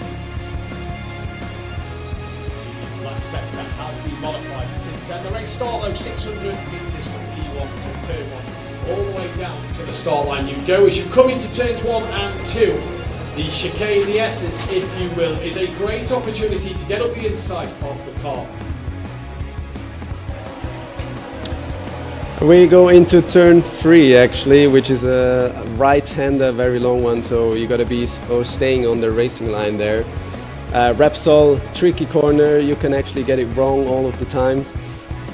Heading into turn 5, good overtaking point if you stay close in Repsol. And a very tricky corner coming up here, which is turn 6, I believe, or is it going to be turn 7? Turn 6. So this one, no, it's actually turn TV3 and turn 8. Okay, I'll see that. Very tricky one because at the exit there is a very, very high curb, so you got to be careful with that. Don't lose the car there because you need it. And when you go into turn 9, and this is where there is a great opportunity at the end of the straight, going into, not this one here, because it's a bit wider this time around. changed for the MotoGP, and it's now less of a left-hander. It's kind of more straight to get yourself into this turn 12 section then, where the last sector not really a chance to overtake for the cars around here. And like you said, the final corner, the penultimate corner now, is not this one. Not that one. It goes straight on and a little further right. It is a fantastic chance, like you say, to lose the rear end. The chicane isn't there anymore because you come straight down that straight into the final corner, which again, very easy to get in dirty air, that rear to just slide out from underneath you and lose a bit of time, if not spin the rear. But you get a great run down that long start straight as you head down to cross the finish line and hopefully be P1 at the end. Yeah, Catalonia, the last corner really is so tricky, I tell you. Yeah. The car is on the edge there. In the RU23 in our car, you basically just do a little lift, and the car sometimes goes. You just hold it, and then you plant it back again. You have to be careful with the exit, though, because there is an AstroTurf. Yeah. It's very slippery, yeah. so maybe we'll see some crashes there. In training, I've done it plenty of times. I've seen other drivers do it as well, but obviously you're looking for the edge. So you got to test it out, and yeah, I'm very excited. Well, the last time out at Monza, I managed to go to Azuric Airport Lounge and have a go, and forgot we wasn't running the chicane. And then last corner, you say a little lift. Yeah, a bit more than a little lift for me. Not a total lift, but a little lift. No, yeah. It wasn't in my hands. Okay. Wasn't in my hands. But I forgot every lap that the chicane wasn't there. So I forgot about the right-hander. I was braking for the chicane, for the sharper corner. You did? Okay. Forgot. Wrong layout. Took me a while to get used to it. Yeah, obviously. Because when did we run the chicane? In 2008, I believe, was the first time. A long time ago. Yeah. A long time ago. But it's... 7. Do you prefer this layout? Obviously, the chicane didn't really do a lot, did it? Because you can't really overtake in that last sector anyway. So getting rid of that chicane... But the chicane wasn't for the overtaking before that. It was basically done that you can stay close to follow the guys on the main straight and then overtake them there. I believe it never really worked. Yeah. So yeah, to go back to the old layout, I believe was the right decision because it brings you an additional sort of challenge to the track that you didn't have or that you lost because of that chicane. The last two right-handers, you need to get the timing right. Yeah. Otherwise, you lose so much time. It's an invalid lap, or you end up in the AstroTurf and possibly in the gravel. You lose more time now at the corner we have today than what you did at the chicane. Easier to slow down for a chicane and get it through. This corner is a lot harder because you want to take it as fast as you can. And it is a lot harder. Speaking of Spain, our brand new Racing Unleashed lounge in Madrid, and it looks absolutely fantastic. Yeah, they've done a brilliant job. So we had to move the Madrid lounge, and the team there has done a fantastic job. I believe Christian, who is managing the lounge there, his father actually did the floor. So they did a lot of stuff they did on their own. So I'm very happy that it worked out well. Congrats to the Spanish Racing Unleashed employees there, also to the drivers. Awesome job they've done. Very happy to be back racing in Madrid. And yeah, it looks like they're happy. I've only gotten good feedbacks. So looks a bit. Yeah, there we go. Awesome. Well done. Big thumbs up for the clap. It looks more. It looks less cramped because everything in the old lounge looked like it was all sort of in one area. They've got a lot more space to space everything out, and it all looks a lot more comfortable. The drivers look like they're well relaxed and enjoying the brand new lounge in Madrid. Yeah, and I guess it has air conditioning because we didn't used to have. We always saw plenty of fans in Madrid. There's no fans today. Now I know we're at the end of October, but I imagine it's still pretty warm in Madrid. But yeah, there's no fans out there today. There is though a lot of determined drivers. That man there, Agustin Torlacci, we can see on our screen. We obviously heard from him earlier in the programme. More aggressive without making contact with cars. He really wants this championship, doesn't he? Yeah, I mean, he's obviously going for it. He's a guy, I've talked to him also, or I've texted him. He's a guy that always wants to win. A second place is not enough. A third one isn't either. And especially if you're not on the podium, it's obviously a bit harder for him. But he is a really, really tough guy. And I'm happy he's here. He has a character, like every driver. But he has the determination, he has the will. And he's not out yet of the championship decision. He just needs to have a clean race or a clean weekend because he's on 15 penalty points. Yeah. Which could lead to a knockout ban, I believe, in his case. And we have other guys who are very close also to some bans. So we need to be careful. I think you've gone this time, so apologies for the audio. I think Fabio's my first one. There, though, is Munich. They're not in a new lounge. It's just a different camera angle we're seeing there. Then the podium is now towards the back of the area. A few waves from everybody in Munich as they get ready for their racing. Camera angles have changed all around, and it is looking fantastic in our Munich lounge as well. The new podium area, when you get to see the camera pointing to the podium, if a driver is on it later, looks absolutely fantastic. They're all getting ready to go then, and it is going to be an absolutely fantastic great scenes in Munich. You see a lot of the Challenge League and Racer League drivers there cheering everybody on as they prepare to get ready for the race coming up shortly. And it should be absolutely fantastic to see as we are then going to get Fabio back in. New camera angles at Munich as well. Looks absolutely fantastic. Yeah, they've basically prepared the podium up there. So let's hope we see someone in Munich on the podium to see the new angle. Here we have Ham, quite quiet. Quiet, yeah. And obviously back to Kemptal. The people really love the bar there, right? So we got some drinks, Racing Unleashed drinks in typical blue. So the guy has a lot to do there. Yeah. Obviously a lot of food. So next time round, if anyone is near the Motor World in Kemptal, just, say hi. Yeah, pop in, have a little drink, have a little talk. Yeah, stay and watch the programme. Yeah, and stay and watch the programme. Because there's going to be some fantastic drama coming up a little later on in the show. Right then, grid order will still be being set. Race control will be looking at all of that. At the minute, again, just to let you know, Michael Fry was your provisional pole setter. We are waiting for confirmation that he has been classified as P1. We have just been told that he has been confirmed as pole position P1. Good timing that. So Michael Fry will go from P1. Hopefully that puts a bit of a smile on his face because he looked like the job was only 50% done. He looked like he knows he's got to focus on the race later on. You weren't there at the Battle for Glory last year, right? No. Watched from home. I mean, he used to drive last year, basically all of the races. So he's not a new driver in a way. So he just took his time to take part in the challenge this year. So he knows the sims. He doesn't really know the car, but he was quick enough to qualify on his first try. He's never been really the most emotional one. So he's a very quiet guy in general, but I'm happy he's here. He brings some quality into the league as well. He puts pressure on some of the other drivers because he comes in, possibly ends up in the points, receives some nice prize money as well. So there are good drivers out there who are not actually participating. So I encourage all of you guys who are watching and who want to participate, come to the lounge, qualify for the next event, and maybe be in Michael's position. Yeah, maybe be in Michael's position and maybe get that chance to get some prize money, a victory under your belt, and some championship points as well. So we will take a look at the prize money at the moment then, and it's the prize money over Fabio's shoulder there for the Challenger League. It's 750 Swiss francs for a race win, all the way down to 30 for a top 10.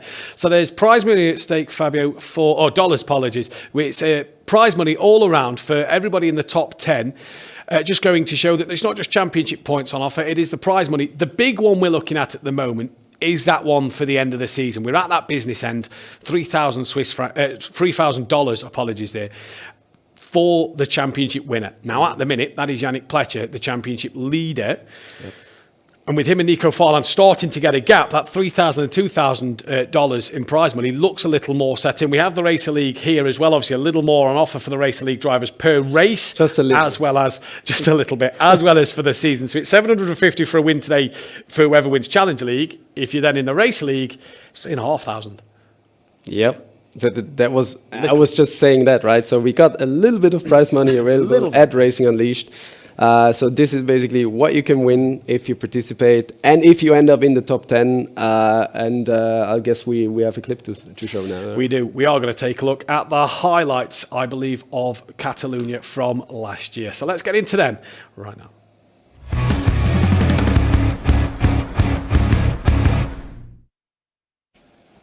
Apologies, it's replays from today that we're going to take a look at, and it's going to be interesting to see then, because we obviously went on about Joshua Hader having his little moment. We obviously saw Nico Forland have a moment as well. This is Michael Waversick we saw that live, actually. Roberto Miguez. I mean, first lap, first corner. Yeah. Just it's basically typical outbreaking yourself, little bit of contact. Yeah, so who's on the inside here? It's Roberto Miguez. Roberto Miguez basically pushing Michael a bit. Obviously, he's pushing him wide. So that's a no further action. We've just been told in our lap 1, turn 1. Close one, yeah. Yeah, hard racing, but Michael Waversick obviously loses a couple of places as a result of it. But they're the lines that race control obviously feel was just acceptable, carrying too much speed down into the turn 1 braking zone. I wasn't looking now at how their wheels were, if they were level or not. From where I was sitting, it looked like maybe Miguez was too late on that, and it's a penalty for him. But I didn't pay attention too much now on what really happened there, because I actually already made up my mind. Yeah. But yeah, race control maybe has decided otherwise. Yeah, they have all the angles. Here is Nico Forland and Augustin Torlaschi then. Is this where Forland has his moment? So I believe Forland is the yellow car into the rear of Augustin Torlaschi and spins him around. Now, that is a very rare mistake for Nico Forland, and we're just being told that he's been given a 4-place grid penalty. Now, Fabio, you'll know better than me. Does that put him behind the knockout qualifiers? Because he qualified 14th. So will that put him behind those who had the knockout ban?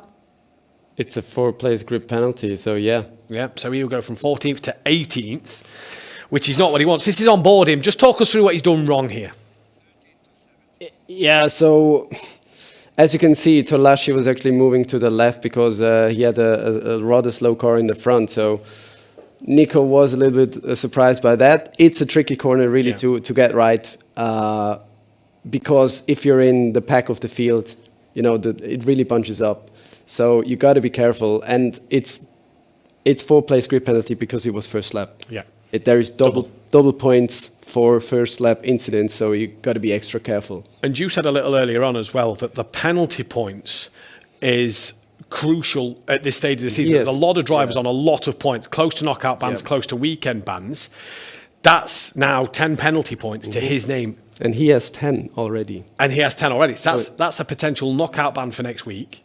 Obviously, if he has a clean race, he may get a few wiped off. Might not be the case. Now for Nico now, it's all about getting through the race without any incidents. Because yes, he already has 20 points to his name now with those 10 extra points.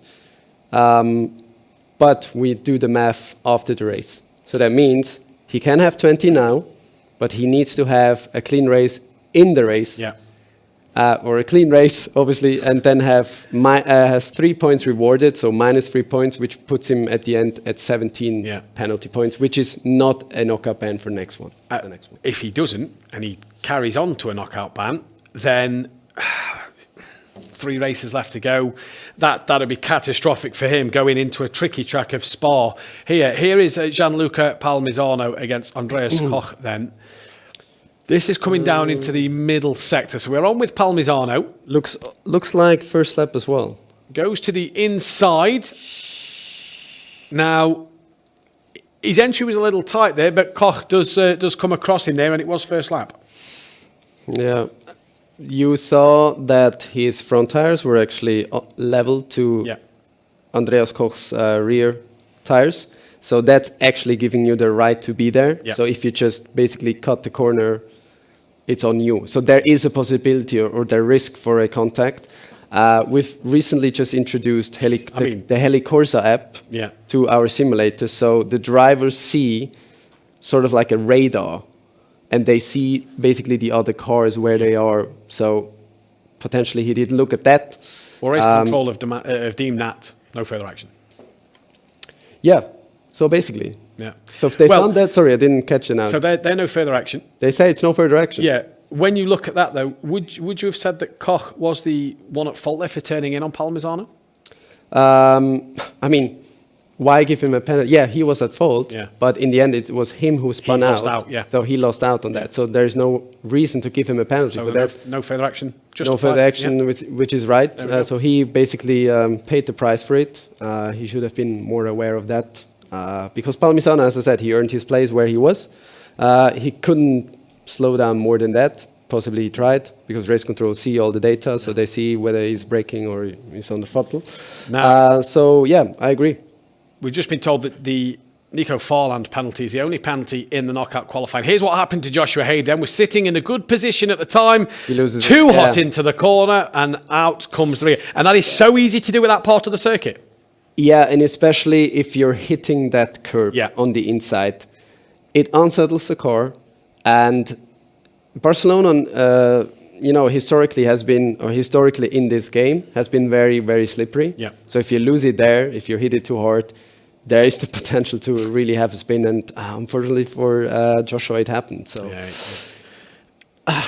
And that's what really put to bed his knockout qualifying session. A mistake on his own, just too hot into the corner. Yeah, I'm feeling sorry for him, because I had a chat before that. I was actually in the lounge. Yeah. He was super hyped to finally be back. But I still see him in the top 10. So he'll fight back. He's a fighter, like his brother, who is not racing today, but watching in the lounge. Well, this is Nico Farland and Gianluca Palmisano then. Farland, plenty of space up the inside of Palmisano. The gap is wide open. That's going to give him such a slingshot out the corner. He just taps. So he's understeered into the side of Palmisano, and that's put him off. Okay, but to the wall. Palmisano can't do anything there. Well, that's no further action. It's no further action because actually he paid the price for it, Nico. This shouldn't really happen, because this is the one where he then basically was last. And he was knocked out immediately. Yeah, and this is where we say that. We said earlier that Yannick Pletcher, he seems to be so calm and patient at the moment. Mm-hmm. That's two moves there from Farland that just looks like he's been a bit too hesitant. Too eager, basically, to get past. Especially in Barcelona. It's a bit harder than in Monza, obviously. You don't have push to pass available in the knockout, so you got to wait for the race to use that. Yeah, it's now the time where the championship can be decided. And those mistakes don't really help you in that. So for Nico, I hope he has a clean race, because he needs to have one. Yeah. Well, this is our debutant, Timothy Spearson here then, who was second for quite a while. He had a bit of pressure from Miguez behind and just went too deep at turn 4. Yeah. And what happens after that? No, just trying to get it. Loses 2 places. Oh, yeah. Oh, no. Yeah. Okay, but he turns him around once again. So I guess it's also no further action, right? Because you said the Nico Farland case was the only one. But I must admit, Timothy did a great job there. I mean, not in this case. He did a great job in bringing the other guy back. Again, he just had a moment there. Yeah, but it's his first time, so it's his first time. He's obviously going to be learning the simulators. Do you feel that when he went deep at turn 4, he's caught the back of the car? I think it was Robin Downey in front. Yep. He had the little moment in the middle sector just there, the little wiggle. Mm. Do you think that that's just because of the fact that he's learning the simulators properly, he's learning this car properly? Obviously, yes, we've had that extended break for a chance for them to qualify and get that seat time in, but that's just the inexperience of the knockout qualifying session. I agree to the fact that it's inexperience in general. I wouldn't say it's because of the knockout. I would say it's because he was possibly training alone. So whenever you're hot lapping in the simulator, you're basically you're the only car on the track. So it's a bit different if there is a car who has different braking spots than yourself. In this case, possibly maybe Robin was braking a bit earlier, or he tried to emulate Yeah. what Robin was doing, and he wasn't used to that. So this was maybe the reason for the touch. And with the Challenger League, obviously drivers can qualify for every event that the Challenger League drivers do. Coming in on weekend 7, as a new driver, obviously everybody else would have raced Robin Doney a lot this season. Coming in as a new driver, that's just something that's caught him out. He's not been aware of Robin Doney's racing style, his characteristics, other drivers' characteristics, and that's just caught him out. Yeah, and it's something that happens quite a lot, right? So we do have drivers who know how to race on their own, but they struggle to adjust in the pack, especially during a race start, which we're going to see afterwards in the race.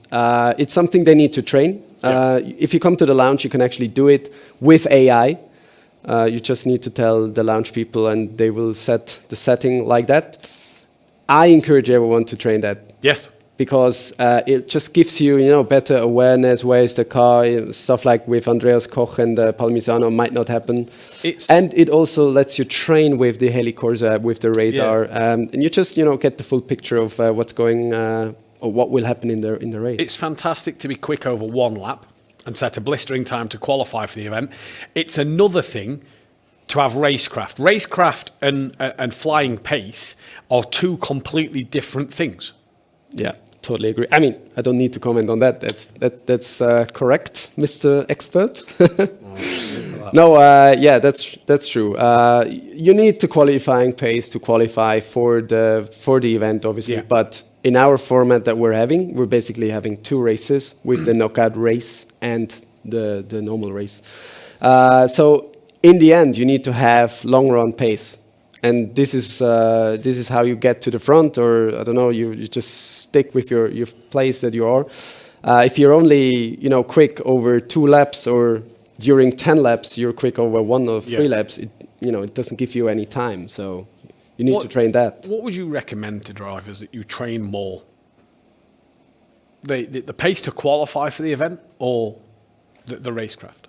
I mean, I believe it's a way how you approach a race weekend, right? So we have guys that just try 110%, find the limit, and then they just slow down a little bit to be still on the edge, but within the rules, within the white lines. Yeah. And then you have guys who don't really find the limit, but they stick to their 98% possibly, and this is then the way they train. So I guess every driver is a bit different. Not sure how you would do it. I was the one who might push 110 and then slowly go back to find the 100%. So different styles, different personalities. And obviously, if there's people out there that are new that are watching and want to try and take on this Challenger League event, how many times do you get to qualify? Is it unlimited amount of times you can qualify to get into the Challenger League? Yes. So I gotta explain maybe a little bit. So we have a pre-qualifying phase for the Challenger League, and that's basically Monday before the event. Yeah. Or Monday the week before the event. Yeah. Until Wednesday, so basically 2 days before the race day, right? So it's 1.5 weeks that they need to register online, and then they can go to the lounge as many times as they want. They can set as many times as they want. Yeah. The quickest lap time will then be taken within that qualifying period, and we'll look at it. If it's within the top 20, they are qualified, and obviously if they're slower than that, it's not enough. So, but we also have some maximum amount of simulators, as you saw in some of the lounges. We have, for example, in Madrid, we have 5 simulators that can take part. We have 9 then in Munich, we have 9 in Kemptal, and we have 4 in Cham. Yeah. Well, Fabio, thank you for joining us in Rush Hour once again. It was very, very fantastic to have you back on the programme with us as we now get ready to go racing. This is Racing Unleashed Beyond the Pinnacle. And it is green and go. They make contact.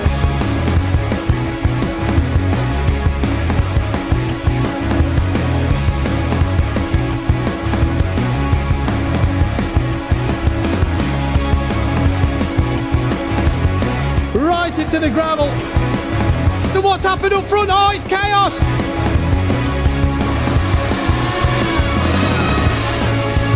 They've gone deep. Oh, little wiggle there.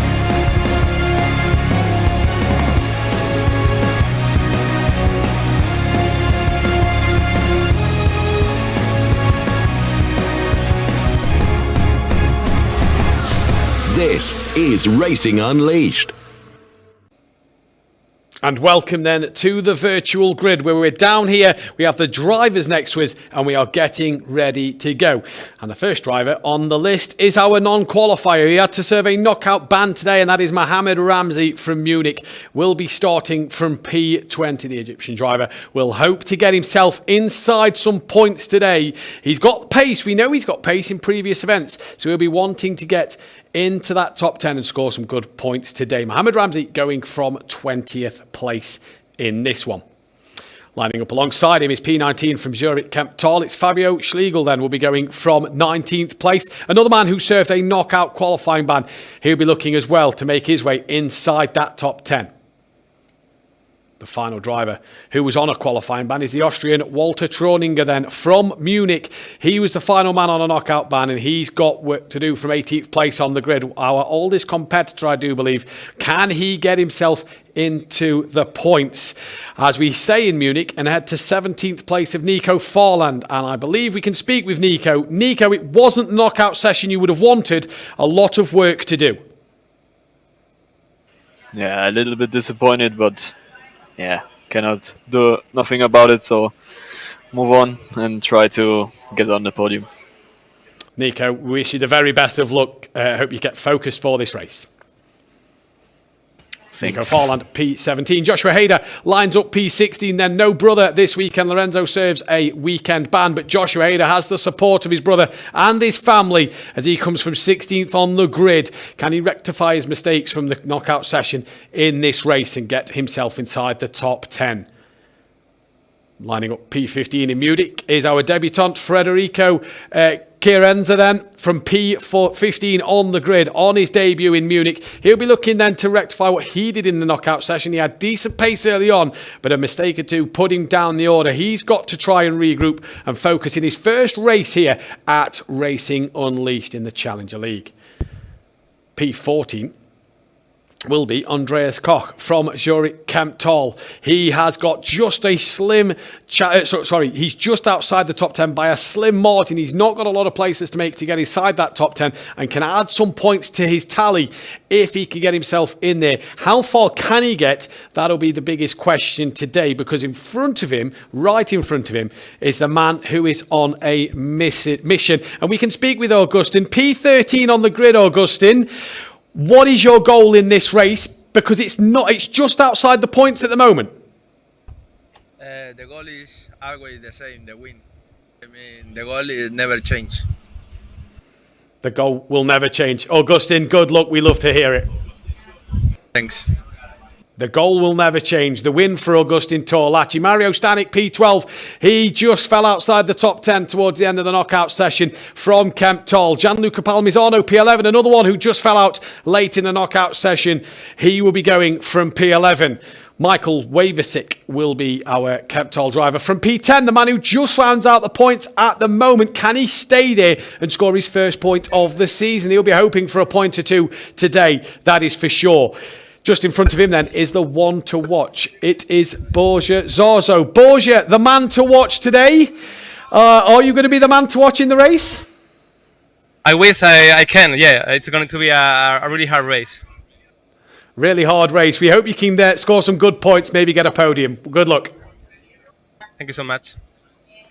Borja Zorzo from Madrid then going from P9, his fellow Spanish driver Marcus Valverde, P8, P3 in the championship, lining up right behind P1 in the championship. Yannick Pletcher, the coolest character you'll see on the grid. maybe apart from Michael Fry, will be going from P7.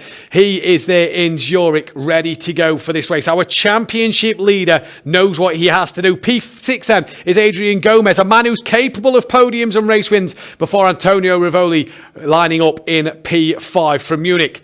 Timothy Spearson, debutant for him. He's P4. Can he get a podium on his debut? That'll be fantastic. Robin Doney in calm. Can he be calm enough to get that podium as well? Robert Miguez, can he stop Michael Fry walking away from this? He's in prime position into turn 1.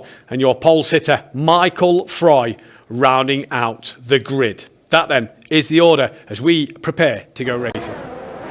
The drivers then are lined up on the grid at the moment, and they are looking to make sure they get the best start as possible. As the revs start to rise, we are awaiting the lights to come on the screen, and it is Michael Fry who will lead everybody away in this one. It is going to be an absolute action-packed race. There is 22 laps of this fantastic, famous circuit here in Barcelona as we are about to go green here for the 7th race of the season, and it is Michael Fry who leads everybody away. Couple of cars slow at the rear end of the field as they all head down towards turn 1. Adrian Gomez thinking of making it 3 into 1. It doesn't work, he backs out of it, and now others look to go up the inside. A bit of contact, rubbing and bumping all around. Fry though hangs on to that lead. A few drivers already using push to pass from the start, and a few very wide at turn 3. That'll be a track limit warning they will not want to see. Now just in front it's Valverde, who's had an absolute demon start. Big twitch into the side of Doney. That's going to allow Yannick Pletcher up the inside. He gets both places, and now Doney goes late on the brakes into the side of Pletcher. Excuse me, bit of a contact there for Valverde behind. He's managed to keep it all going. It's Borges-Zarzo right behind him with Mario Stanek, but Doney there late on the brakes, deep into turn 5, managed to knock Pletcher out of the way. And Joshua Hader, who's that backwards? Backwards 3, 4 cars maybe. One's in the wall, one's facing the wrong way. And it's gone wrong at the back of the pack. I'm not quite sure with it. Oh, it's Joshua Hader. Just as we said he was making his way up the grid, he's dropped down the standings and he is very disgruntled. He needs to focus on the job he's got in front of him, but he's now down to 20th place. There's no eliminations today in the race, so he's got to keep going. Push to pass at full effect. Michael Fry, 1.5 seconds already in the lead of this race.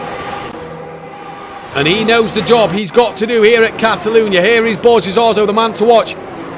Still on the back of Marcus Valverde. Where's Nico Farland? He's gone from 17th. He's up to P9 at the minute. And the man to watch. Well, let's keep one close eye on this man. He's not won since the prologue. I hope he picked his medal up from Monza, and he'll be wanting to add to his tally if he can get the race win here today. Mario Stanek moves inside the top 10 as Koch, Wavesik, Torlachi. Who is that tumbling down the order? It's Walter Troninger who's tumbled down to 18th place, and as Torlachi and Wavesik now battle further down, and there is Troninger down in 20th place as Joshua Hader has just got past Gianluca Palmisano. He's now just ahead of Joshua Hader. Here's Robin Doney then, still on the back of Rivoli, and a bit of a train forming here behind our debutant and Timothy Spearson. Second place at the moment, and is climbed from 4th, having a really good outing. He had the pressure, bit of a wiggle there from Doney. Needs to keep his car under control as he comes through the penultimate corner. Now through the final corner, all over that slippery AstroTurf that Fabio was on about. Miguez fastest lap, Borges-Zarzo fastest lap, Nico Farland fastest lap. Forget that. Yannick Pletcher is going to go around the outside of Robin Doney into turn 1. Thank you very much, says Yannick Pletcher. And Augustin Torlachi may want to congratulate other people as well, because he's now up to P12. He's climbing up towards the points. Started down in P13, so he's made up one place at the moment. Rivoli, as he does that, that's off. Is that Nico Farland? It is Nico Farland, who was one of the cars slow there. I saw Rivoli tumble down the standings, and Farland was with him. Valverde at turn 5, looking around the outside of Robin Doney now. He needs to stick with Yannick Pletcher as much as he can, and Doney hangs on to that place. Borges-Zarzo waiting in the wings for a mistake from these two, but Farland down the order already 13th place. He's got work to do to come back in this one. Rivoli down to P20. Joshua Hader's now worked his way back up to P15 as Valverde on the back of Robin Doney Out front, by the way, Michael Fry, 6 laps of push to pass left to use, and is 3.5 seconds clear at the moment. Torlachi's now in the points. He's going for the win, he said, on the grid. Well, let's see what he can do. He's currently 11.8 seconds off that race win, but he's got cars in front. And who's that up front? That was Yannick Pletcher, and I believe Roberto Miguez and the debutant up front as Valverde is going to go up the inside of Donny, round the outside at 2, inside line for 3, easy as you like. I believe there was a car round. It was Roberto Miguez who has had a spin, so he's off at just before the 3rd corner. Yannick Pletcher now moves into 2nd place, and Spearson is still in 3rd. So Yannick Pletcher, championship leader, is on a charge at the moment. Where has Borja Zorzo dropped off to? In fact, no, he's got through as well. He's up into P5. And there is the cool, calm Yannick Pletcher. Nothing seems to faze this man. He'll be taking all that Formula BMW experience he had on his day out, and he'll be putting it into good use here. Donny then down to 6th place. Mario Stanek, the next car behind him. And all of a sudden, Nico Forland is just outside the top 10 once again. Here is Mario Stanek in Kemptall on the back of Donny. Can see Zarzo still within touching distance, as can Donny, to be fair, within touching distance at the moment. He's a man who's going to look like he's under some pressure. He's down towards the start line they come. Yannick Pletcher takes 3/10 out of Michael Fry's lap time here then. As Stanek now, does he use a push to pass? He does. Donny uses one as well, as does Borja Zorzo. They're all going to negate one another as they come down to turn 1. Stanek has a look, but he's not close enough to get the move done there then. Torlachi is 8th. Miguez moves up to P9. He's gone past Koch as Forland moves into P12. Gets that one complete. Nico Forland ahead of Michael Wavesik. He's now going to be hunting down after Mohamed Ramsey, who, by the way, came from P20 on the grid, did Mohamed Ramsey. He's now up to P11. 1.5 off the back of Koch at the moment, and he's looking for a point. Stanek getting really anxious on the brakes, just running a little deep into turn 5. You don't want to mess around too much because Miguez is now trying to gain and make that place back up. Ramsey 1 second off the back of Andreas Koch. Just looking at the push to pass lap usages there. Yannick Pletcher has already used half his allocation then. He's got 4 usages left to use. Here is Antonio Rivoli down in 20th place. He's got our debutant then in Federico Chiarenza just in front of him. Here is Valverde though on the back of our other debutant, Timothy Spearson. Uses a lot of that AstroTurf, wants to make sure he's within the track limits. Fastest lap of the race, Yannick Pletcher on an absolute charge. Here comes Valverde though, a charge of his own. Job done before he even hits the brakes into turn 1. He even had time to pull in front of Spearson there into the braking zone. Torlachi's got past Stanek as well, so Torlachi climbing up the order. And for Marcus Valverde, his home race on the calendar, he's putting on a show for us today. He wants that podium. He wants to claw as many points back as possible. The problem is Yannick Pletcher is still out in front. Augustin Torlachi on the back of Robin Doney now. His car just looks a little twitchy through turn 4 and down into 5. Torlachi has Stanek right on the back of him, so Stanek couldn't get past Robin Doney. Torlachi's now going to have a look at Robin Doney then. 3/10 separate the pair of them. Doney's used half his allocation of push to pass. And this, a battle for 6th, 7th and 8th. Koch has now got to defend from Mohamed Ramsey and Nico Forland right behind Ramsey as well. And Ramsey, rapid at the moment, come from P20 on the grid. He's looking for the points. And our Egyptian driver in Munich is absolutely on a charge. And that is a little deep from Andreas Koch. Luckily enough, Ramsey isn't close enough at the moment in time. He now goes a little deep, brings it in for the later apex. Valverde now does the fastest lap. Takes 0.4 of a second out to Yannick Pletcher. Last time around, that gap is 3.3. Yannick Pletcher has the gap down to Michael Fry, 2.4.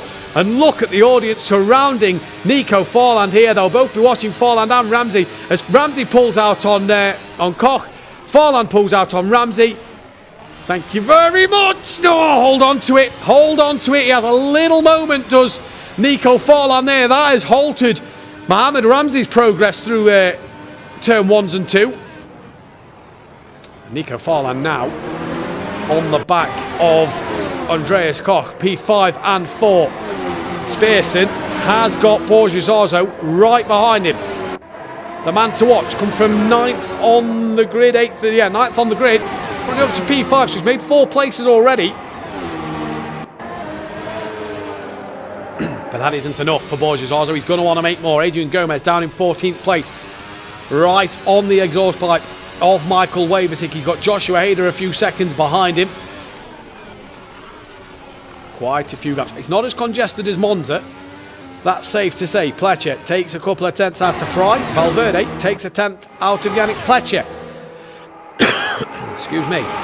Torlaccia 1:14.0 as well, so he's got the pace of the front runners as Borges Zarzo on the inside. Now, was he alongside enough to be warranted a bit of room? Spearson made contact with Borges Zarzo there. Torlaccia and Donny and Stack all get past Borges Zarzo, so he's back down to P8. Now, race control will definitely want to take a look at that one there, but was Borges Zarzo far enough alongside? That's what they'll be looking at. Well, he's not lost too much. Yes, he's down to 8th, but he's still on the back of Mario Stanek. So a chance to still make moves here. Miguez and Koch still rounding out that top 10. Forlan, though, is starting to put pressure on Andreas Koch as Torlaccia has got himself past Spearson then. Up into P4 is Augustin Torlaccia. Adrian Gomez has got past Wavesick, and Rivoli has got up a place. So is Gianluca Palmisano, because Fabio Schlegel's had a moment and he's tumbled down to P19 as Palmisano and Rivoli are actually exchanging places at the moment. Walter Troninger, after his mistake, he's back up to P16. Joshua Hader within 1.8 to Michael Wavesick as well. And all of a sudden, Michael Fry, as experienced as he is going to have Yannick Pletcher looming in his wing mirrors. Although up front, though, it's Mario Stanek attacking the back of Robin Doney into turn 1. He's going to look inside. We come away, though, to Yannick Pletcher, who's within 0.6 of a second. Our timing screen says that Stanek's got the job done. Our timing screens also say that Nico Forlan's in the top 10, as Andreas Koch has dropped behind Mohamed Ramsey as well. And just look at how calm he is.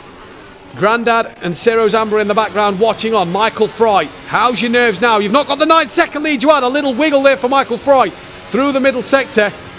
And yeah, I'd say Yannick Pletcher's eyes opened up there a little bit to see that opportunity. They didn't open up at all. They stay laser focused on the job he has to do. P2 at the minute, looking back from Michael Fry. Half a second is the gap. The bonus that Michael Fry has is 2 extra push to pass usages over Yannick Pletcher. So where will he use them? Noah in the background watching on Michael Fry at the moment, as Yannick uses a push to pass opportunity now down towards turn 1. That extra bit of speed gives Yannick the look he needs up the inside, and he leads this race. The championship leader Yannick Pletcher is making a statement today, and now Michael Fry has got to do the hard work of overtaking Yannick Pletcher. He now has 3 usages over him. Borges Zarzo's got past Donny and Miguez. He's up at P7 now. And again, another wiggle for Michael Fry as we look backwards towards from Yannick Pletcher. And Valverde, all of a sudden, is within 1.7 of Michael Fry, and he's only 2.6 behind Yannick Pletcher. So bringing himself into some very much into contention. Joshua Hader's got past Michael Wavesick once again. Robin Doney's down in 8th place. Points for Robin Doney at the end of the day. Walter Troninger now gets past Michael Wavesick. Palmisano and Schlegel. And in fact, that's Rivoli who's dropped down to the back of the pack. Sorry, Wavesick's now dropped behind Palmisano as well. So a mistake maybe for Wavesick. Changes going off down the bottom end of the timing screen. Valverde within 1.4 of Michael Fry. Michael Fry is already 1.4 behind Yannick Pletcher. Yannick Pletcher a 13.8 and a 13.9 for Marcus Valverde. Here is Michael Wavesick trying to claw some positions back. Look at this little battle behind Robin Doney. It is Timothy Spearson, the debutant, and Roberto Miguez and Robin Doney. They go either side of him into turn 1. This time Spearson leaves the gap, and it is 2 places lost for Robin Doney there. Great move from Roberto Miguez and Spearson down the start straight. Oh, bit of a wiggle as he just touches the outer painted area at Catalunya, and now Doney is going to look to tuck back underneath at turn 4. He hasn't got the momentum to get the job done. Spearson now back into P7. Little wiggle on exit there, possibly a bit too greedy on the loud pedal. Can he hunt down Borges Zarzo, who's gained back onto the rear wing of Mario Stanek in P5, where he was before he had his incident. Yannick Pletcher's extended his gap to 2.4 seconds. Doney! Day late, dollar short, Miguez off. Well, that is as stonewall as you're going to get as Nico Forlan makes up a place. Makes up 2 places. He's P8 now. He's gaining more and more points, but it's not enough while your championship rival leads this race. And so far, Yannick Pletcher doing the job he needs to do. 2.7 is his gap, and he's now just saving his push to pass. We're over the halfway mark of the race. Roberto Miguez down into P11. He's on the back of... No, it's Gomez on the back of him. Gomez goes through P11 on... for Gomez, Miguez down to 12th, and now has to refocus once again on the task at hand. Some 5 seconds from the points. Here's Valverde, P3. Michael Fry just in front. 3.3 is that gap. And while Ava Valverde sat behind, he's just losing a bit of time to Yannick Pletcher. It was about 2.6, 2.8 when Pletcher got past Fry. It's now 4.2. So for Valverde, he needs to clear Michael Fry as quick as possible. Through the final corner, he uses a push to pass. You see the number just go red on the side of your screen. Look at the closing speed now with Marcus Valverde. He's going to pull out to the right now. Fry jinks to defend, and Valverde has to get out of it. A late defensive manoeuvre there from Michael Fry. Nothing wrong with that though, and Valverde has to fight another day.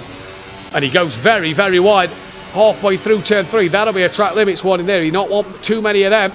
He's now 5.3 off the back of Yannick Pletcher. Mohamed Ramsey's moved up to P8, and Donny's dropped down to P9 now. So Donny having a fight with Mohamed Ramsey, and Ramsey now from 20th on the grid, let's not forget, up to P8. This is looking back from Michael Fry. You can see Valverde just getting a little bit closer. Fry doing exactly the job he needs to do, and this is what Fabio was saying with Michael Fry coming in late in the season. He's just taking points away from championship rivals like Marcus Valverde, and this is a second place that Valverde will need in this championship. Oh, big snap from Donny there, too much curb. And now Marcus Valverde, will he think of attacking Yannick Pletcher? Uses push to pass, he's got 1 usage left. Now Valverde uses 1, but Michael Fry comes straight back at him with a response.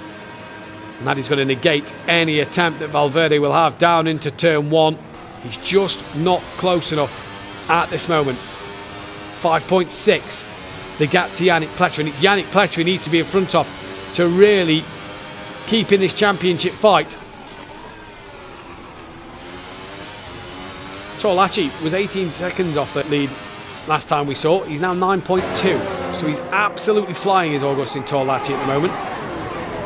He's only 3 seconds behind Valverde, so he's going to want to score some big points here. Borges also now attacking the back of Mario Stanek. He's a man on a mission. He's the man to watch for Catalonia today. Left-hand side of your screen, Borges also attacking the back of Mario Stanek. Right-hand side of your screen as Yannick Pletcher has no more push to pass. Is Valverde having a look at Michael Fry. Gets really close under braking. Gap to Yannick Pletcher to Valverde now is 6.5 seconds. So he's absolutely checked out, is Yannick.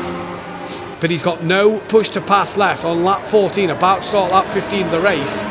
And a 13.3, fastest lap of the race for Yannick Pletcher. He is gaining in confidence. And is Valverde now pushed to pass him and for Michael Fry? Is he going to have a look? Fry goes defensive. Valverde is going to commit to the inside. He's going to give himself such a tight angle. And he taps the back of Michael Fry. That one will be looked at. That one will be looked at. And the problem is, that's gifted Augustin Torlacci P3, and it has put Augustin Torlacci within a second of Marcus Valverde. Borges also within half a second of Mario Stanek as we pan to that battle now for 5th and 6th. Joshua Hader gets past Andreas Koch and he moves into P13. Borges also here. Oh, Stanek just nearly breaking on the grass. That could have been disastrous. Borgia lurking behind, just waiting for his opportunity. Not like that, you're not, Borgia. You need to keep it on the tarmac. He's lost all that momentum he's gained. He's just lost in the middle sector by running a little wide onto the grass. That gives Stanek a little bit of breathing room here.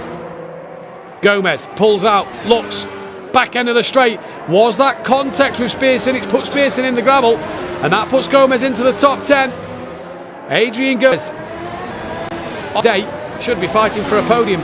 He's at the minute fighting for P10, and through he goes. He's got a point on the board at the moment.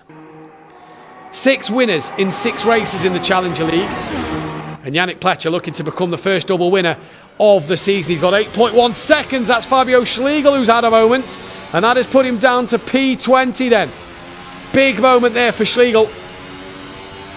Just as we panned around to him, we just see him correcting the steering wheel. Torlati's within 6/10 of Valverde. They've both 3 usages of push to pass. Nico Forlan, by the way, within a second now of Borges Orzo. So trying to damage limitations, if you will, on the points he's going to lose to Yannick Pletcher. Half a second now for Torlati, lap 16 of 22. Yannick Pletcher will be coming round start lap 17 momentarily.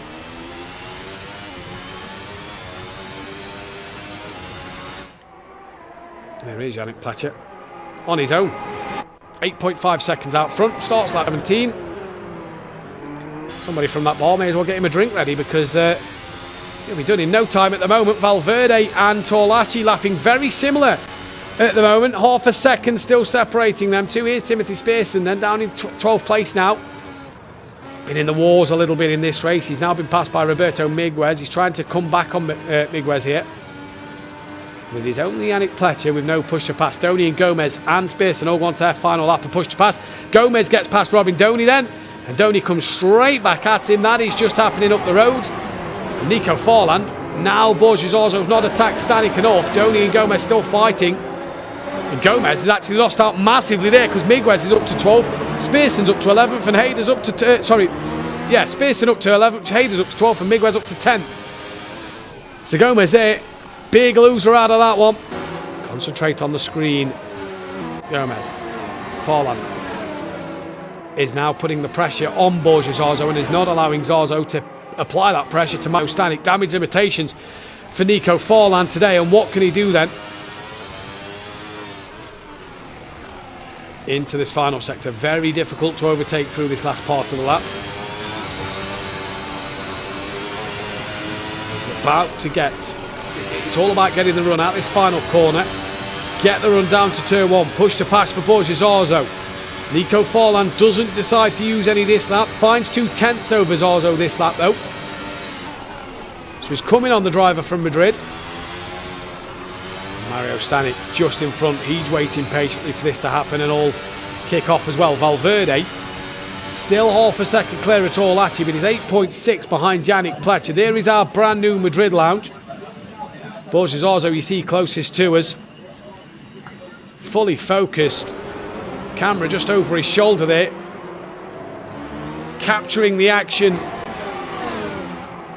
I believe I saw on social media that he was in one of the simulators with a helmet on the other day, and a camera on the front of the helmet on the social media the other day. So he's capturing the moment there. That might be something we get to see in the future. That'd be interesting. Torlati just now bringing that gap under half a second. He's got 1 usage of push to pass left over Valverde. 2 for Valverde, 3 for Torlati. Think again, it's 2 for Torlati now as he's activated a push to pass lap. Just under a tenth quicker. Last time around he's going to pull out up the inside of turn 1. Valverde shuts the door very late. And Torlati says, right then, around the outside of 3? No, patiently wait. Look to tuck underneath, get the run out of 3 down towards 4. That was a late shot from Marcus Valverde there. And Fabio said in rush hour, you want to see that championship fight between 2 drivers from the same lounge. Are they still going to help each other there? Well, these 2 aren't helping each other. 3rd and 4th in the championship. And Valverde really demonstrating that he wants to be the top driver from Madrid today. And while these 2 are having a fantastic squabble, Yannick Pletcher is now 9 seconds up the road. Nico Forlan still P7.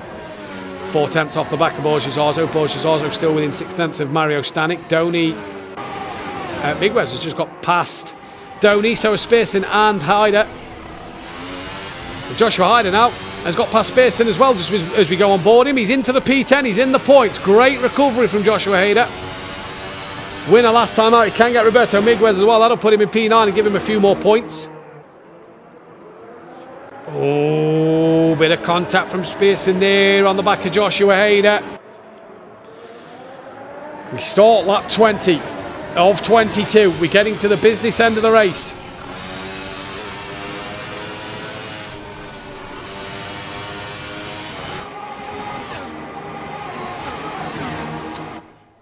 As the mid-pack come across the line, start there, 20th lap. Donny Gomez there just outside the points, but can see the points. Pearson's just outside the points on his first race. He'll want to point maybe. A point to prove here as he has a bit of a wiggle through 1 and 2. That's dropped him off the back of Ada. He's got no more push to pass left to use as well. Torlacci though still within half a second of Valverde, 4/10 of a second. That gap's just crept up a little bit. He wants to win every single race, does Agustin Torlacci, our driver from Argentina. Yannick Pletcher starts the penultimate lap of the race. And when will Torlacci think of using that push to pass? They both use it now. Valverde just before Torlacci activated it. So this will be null and void. And look at what's up the road. That looks like a little bit of traffic.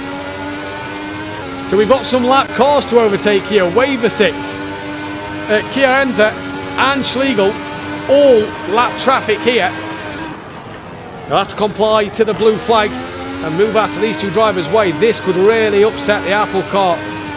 If they're battling for position, they do not want to get in this. Not only is it for the championship fight as well, but it's for podium, prize money and points on offer. One of them's off, two of them's off. Stay where you are, gentlemen, thank you very much. Schlegel and Chiarenza are the two that stayed to one side and have been lapped by Torlacci and Valverde. Yannick Pletcher must have been held a little bit. The gap's down to 8.3 now.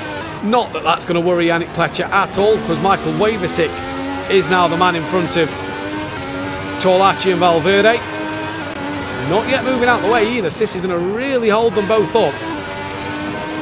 And they both use push to pass at the exact same time. The problem is for Torlacci, Waversick is giving Valverde a bit of a slipstream. Waversick stays to one side. He lets them both go. Valverde defends the inside line from Agustin Torlacci. Torlacci around the outside of one, up the inside of two. He's got it done at the very last lap.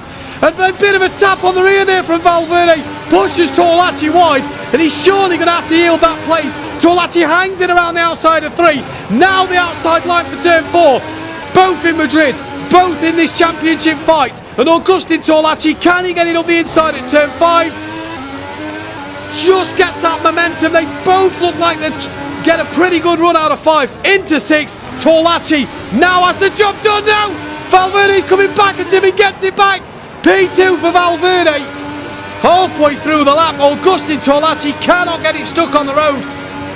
And is that the end of that? Hard to overtake in this final sector. But will the stewards look at Valverde's little push to pass there? As it is Yannick Pletcher who takes his second race win in the Challenger League. Yannick Pletcher makes it a second win. What a drive for him. It will be Marcus Valverde to keep hold of P2. Agustin Torlacci P3. And we'll see about that one.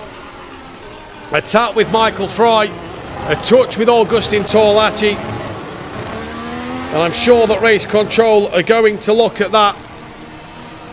Agustin Torlacci looked like he had fun. Nico Forland has crossed the line P6. So damage limitations for him. Michael Fry was 4th. Mario Stanek in P5. Borja Zarzo come across for P7. Mohamed Ramsey from 20th to 8th. Good drive for him. Roberto Miguez P9. P10 goes away of Joshua Hader. So a good comeback drive for him. P11 the way of Spearson on his debut. As everybody else comes to the end of the race. Yannick Pletcher, what a drive that was. And the Pletcher family, the colleagues at Racing Unleashed, they're asking for him to celebrate. He's very calm in the cockpit at the moment. And there we go. We get to see some emotion from Yannick. And that, though, is provisional. Let's not forget that is a provisional race win for Yannick Pletcher. It is provisional P2 for Marcus Valverde and a provisional P3 for Agustin Torlacci. But it could be Yannick Pletcher's second win. It could be Kemp Toll's 4th win of the season. We're joined once again by Fabio. Fabio, fantastic race. And that last lap from Valverde and Torlaci. Well, that was incredible. Yeah, they fought it out. I was on the edge of my seat, as were you, as were the people here in the studio. So well done to them to not crash. Yeah, it was a little bit boring at some point. There wasn't really going on a lot, but those guys, they really kept it to the end of the race. So awesome to see that. Awesome to see them race fairly. But yeah, we saw some interesting incidents. So we'll see if we see some penalties being applied. I'm sure of that. But to this guy here, we can only say congratulations. He had the pace. He was the quickest in pre-qualifying. He knew he has it in, his fingers, basically, in his steering wheel. So awesome job. Also, well done to the Madrid guys. I believe could be a double podium, depends on penalties. But I would say a nice start to the new lounge. Nice start to the new lounge. A fantastic race all around. We did see Nico Farland and Joshua Hader off at certain points in the race. They did very well to come back and score some points today, because one stage Joshua Hader was in the wall and had to fight back. One time Nico Farland was off and come back. They crossed the line for points, provisionally at the moment, of course. But what will Nico Farland be thinking today? Because is that a chance? At this stage of the season, every point matters. It's obviously not ideal for him to be in that situation. But yeah, maybe, it was one of those races where just everything went wrong. But he needs to focus on the last 3 races of the season. Anything can happen. As we saw, Yannick was at one point basically losing the championship. Now he's way ahead. So everything can change in 1 or 2 races. But let's hear from this guy here. Yeah, let's hear from this guy. Augustin Torlaci, P3 on the road at the moment. Obviously, all results are provisional.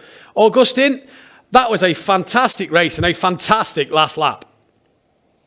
Yes, last lap was tense, but I think with Marcos we have a connection, so we can fight side to side all the race and not lose time. So it was just fun. First lap was strange, but I have a great comeback, so happy with the result, and yes. You had great pace out there today, Augustin. You said on the grid that always go for the win. Bar them first couple of laps, do you think the win would have been on? Because your pace looked fantastic. I was thinking about Yannick was behind a slow car, so I was thinking about the win, but when I was with Marcos, 10 seconds is impossible with Yannick. I mean, we had the same pace, so I think with P2 it was the max, and I'm P3, so happy with that. Happy with that indeed, and like you say, podium back on the podium where you belong after Monza. That must feel really good, but obviously this is provisional. Yes, I mean Monza was another thing that was in the past. Well, Augustin, congratulations on today's race. Thank you for putting on a fantastic last lap with Marcos Valverde there. Congratulations. Provisionally P3, Augustin Torlaci at this moment in time. Very happy with that one.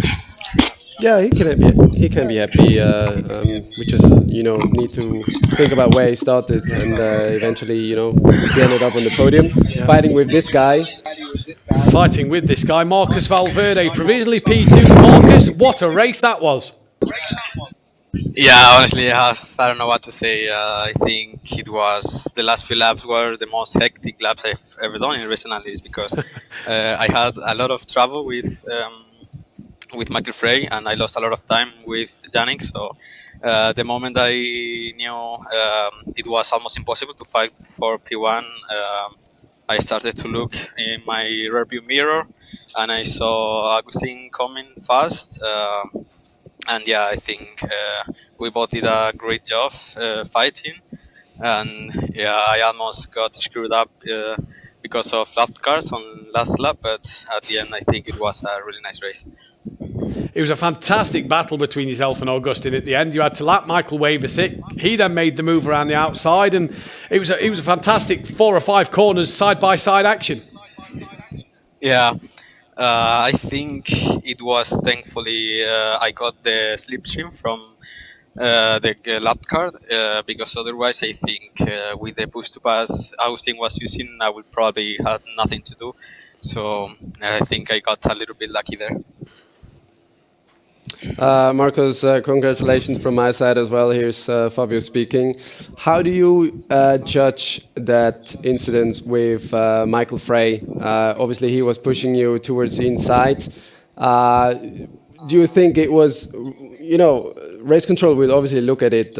Would you say it was rather a racing incident, or do you believe he pushed you too early towards the apex, or maybe it could also be your fault? But give us your review. Yeah, I think I have to see it like from the outside, because from the outside everything looks in a different way. But I think I don't know if it was shown on the stream, but laps before I was having trouble because on the turn one, sorry, he was making very late moving on the braking. I had to avoid him, and in that occasion, I think maybe it was a racing incident, but in my opinion, from what I saw from the cockpit, I think he was pushing me way too much to the grass. I had nowhere to. Well, Marcus, congratulations. P2 provisionally at the moment. We'll let you get to it, and well done today. Okay, thank you, Matthew. So P2 for Marcus Valverde, P3 for Agustin Torlacci. We are going to see a replay of that final lap between Valverde and Torlacci. What a final lap it was. You had Michael Waversick in front. So this is from Agustin Torlacci. That's Michael Waversick, the first car. The problem is, I believe that Michael didn't know that these guys were actually fighting for second and third. First of all, this move is brilliant around the outside. Now I guess they have a little touch which unsettles, Augustin's car, which basically allows Marcos to come back at him. Round the outside at turn 4. Still side by side. And how Augustin's been able to keep it round the outside, the long corners, he's done so well. Yep. And then Valverde has to go to the outside at 5. And he had to give up the play. You feel going into this braking zone. And this is where Augustin actually loses P2. Yeah. He goes in too deep. Yeah. And obviously Marcos is able to benefit from that. And I guess that was it in the end, right? But we don't know what's going to happen with Marcos. Obviously, he's being looked at together with Michael Frey there. So potentially could be a P2 for Augustin there, but we're not sure yet. We speak of the racecraft in the rush hour. That racecraft from Valverde to brake earlier, cut back underneath, power through. Fantastic. Fantastic, yeah, obviously. And for me, the funny bit was actually, when Michael Waversick was actually kind of like defending, because he had 2 cars behind him earlier, and then suddenly there were 2 other cars, which were actually, lapping him. So he might have not been aware of that, but still it was on the main straight, so both guys went by with push to pass. Well, we got a massive let's go from Ciro Zambra there, and a let's go for this man, because Yannick Pletcher, that was an incredible drive. Yes, thank you. It was amazing, this whole experience today. It worked out perfectly for me, really. And yes, I want to say something. This win goes completely to my mother, because she got diagnosed with Parkinson. And yes, this win means so much to me, and I give it all to my mother. Yes. Well, very, very emotional times, Yannick, obviously, for you and your family. But the race win, fantastic drive. Had to do some overtaking. It was hard, but you got the job done in the end. Yes, it was amazing. I thought it would be much more chaotic overall in the race, but the knockout start was really not that chaotic, I would say, from my perspective. And yes, overall the race was great. I loved the overtakes. I loved the whole experience. It was so much fun today. I really enjoyed it, especially the last couple of laps. I enjoyed really. Hi Yannick, this is Fabio. Congratulations. Awesome job. Hi Fabio, thank you. Obviously we were talking earlier, and you were well prepared. Earlier, Matthew and I were talking about, how patient you were in the knockout. You weren't going really for the moves. You were just waiting for the opportunity to overtake other cars. How did you approach the race? Because as you were looking to the grid, you obviously knew you had the best pace because you were obviously the quickest in pre-qualifying. Was it your tactic to really, stay out of trouble in the first few laps until the gaps got a bit bigger, and then in the end use your pace to eventually win the race? Yes, right. I really just went really patient the whole knockout quali because, I knew you can't go with completely angry in a battle. That's not working. And for me, it was just a bit chilling and to focus what happens in front of me and to react on that react on that in the right way. And yes, today it worked perfectly. Yes, it was perfect. Awesome, thank you for sharing that. I have a question not related to the race, because you were also driving that BMW like Zero did, exact same model. How was that experience? Tell us a little bit about it. It was amazing. It was really difficult because I needed to shift, and had to press the clutch, and it was really hard to get those rhythms in the right spot. But overall, it was a great experience. I never drove a car before that, so it was a really high learning curve, I must say. And it was so amazing. I love the speed. I love the braking. I love the feeling when the sit position is not so great. It really hurts you. It really puts you through you can really feel that you sitting not comfortable, but after 2 or 3 laps you completely ignore that and just enjoy the whole experience. Well, very nice to hear that. Did you actually compare times with Zero? Because he's done the same program as you. Who was quicker, yourself or Zero? I think personally Zero was quicker. But overall, we don't have times or stuff like that. I really didn't want to crash the car because it's not my car, and if I crash, that's not good, But overall, I just enjoyed it and learned so much about everything, about the mechanics, how they're working, how their approach, how they're giving me so many great advice. Yes, it was such amazing experience. Yannick, I really enjoyed great to hear the amazing experience. The Iceman of Racing Unleashed, I reckon, the coolest character at Racing Unleashed. Congratulations on the P1, provisional at the moment, and we'll get full classifications when we hear from it. Yannick, congratulations on today's result. Go and celebrate it well. Thank you, Mathew. Thank you, Fabio. So great to see Yannick Pleasure there, who took the race win, a fantastic race win to his name.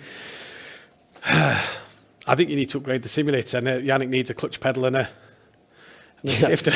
Wasn't used to that one. Imagine, the guy's, I believe, 16 or 17, hasn't done a few meters in a normal road car, let alone, how to apply the clutch and everything. So must have been a crazy experience for him, and he did so well today. And obviously the best wishes go out to his mother. So all the best from Racing Unleashed, a lot of energy, and I believe she's been watching for sure today, and got a lot of joy out of it with Yannick winning that race.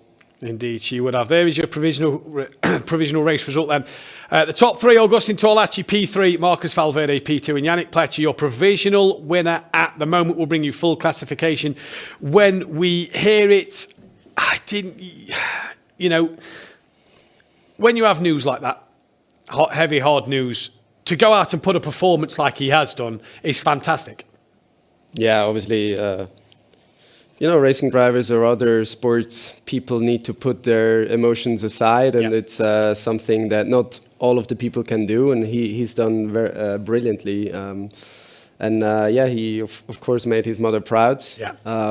It's probably also what she wanted to, get him out there, race your heart out and try to win it. And, all of those positive feelings can really make a difference in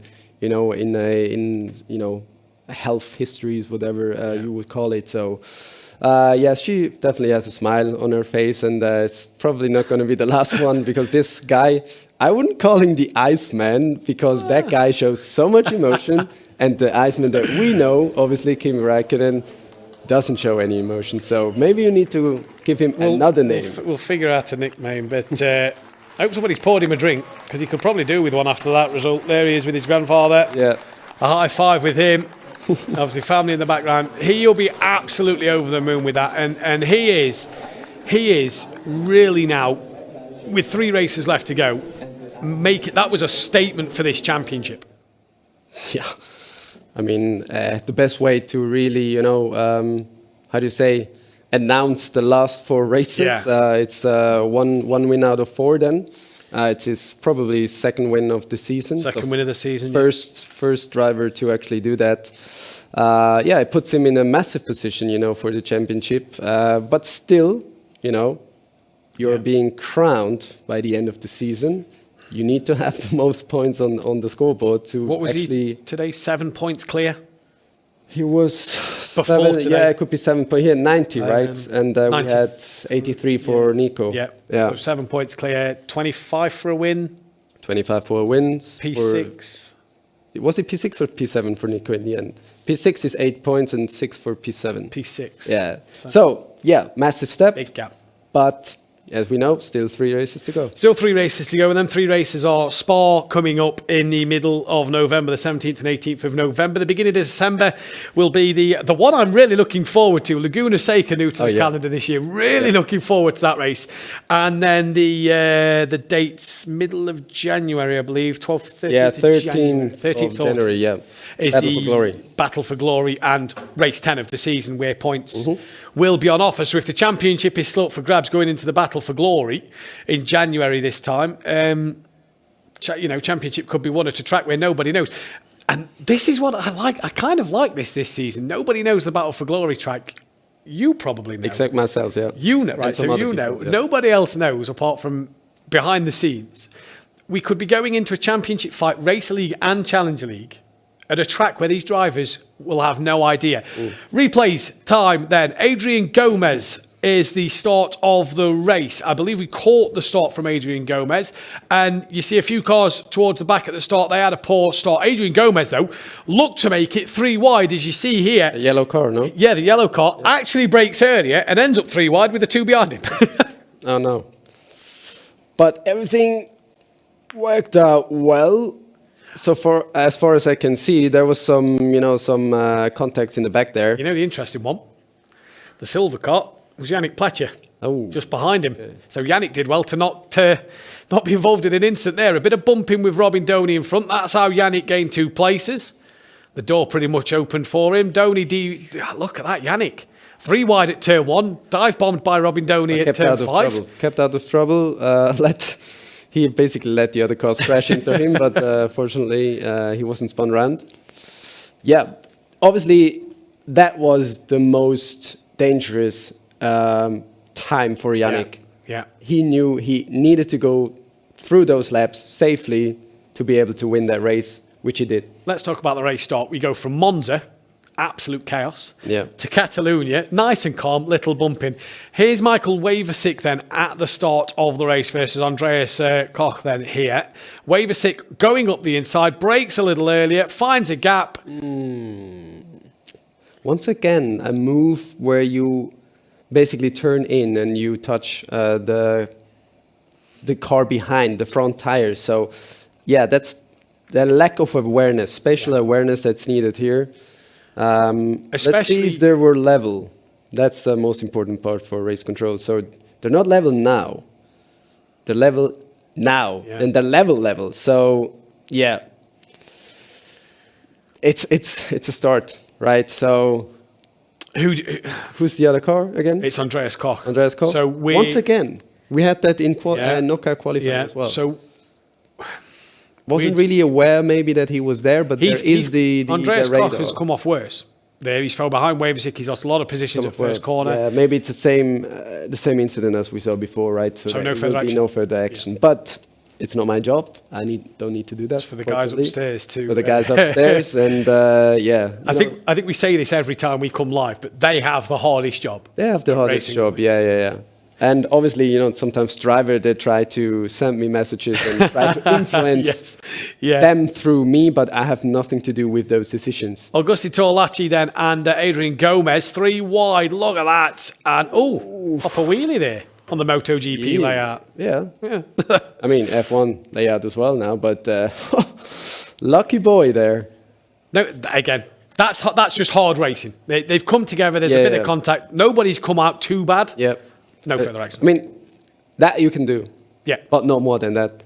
Because usually in Formula racing, if you tangle with your wheels, normally your how do you say it? Suspension goes, right? Yeah. Here as well, sometimes, one car flicks around if you hit it in the wrong spot. But this is kind of like the way you can still do it without Gomez is being kind of lucky that he didn't get flung around. Yeah. The car. Maybe he was, counter steering. Yeah, possibly so. Chiarezza here then versus Gomez. Newcomer. Do believe newcomer.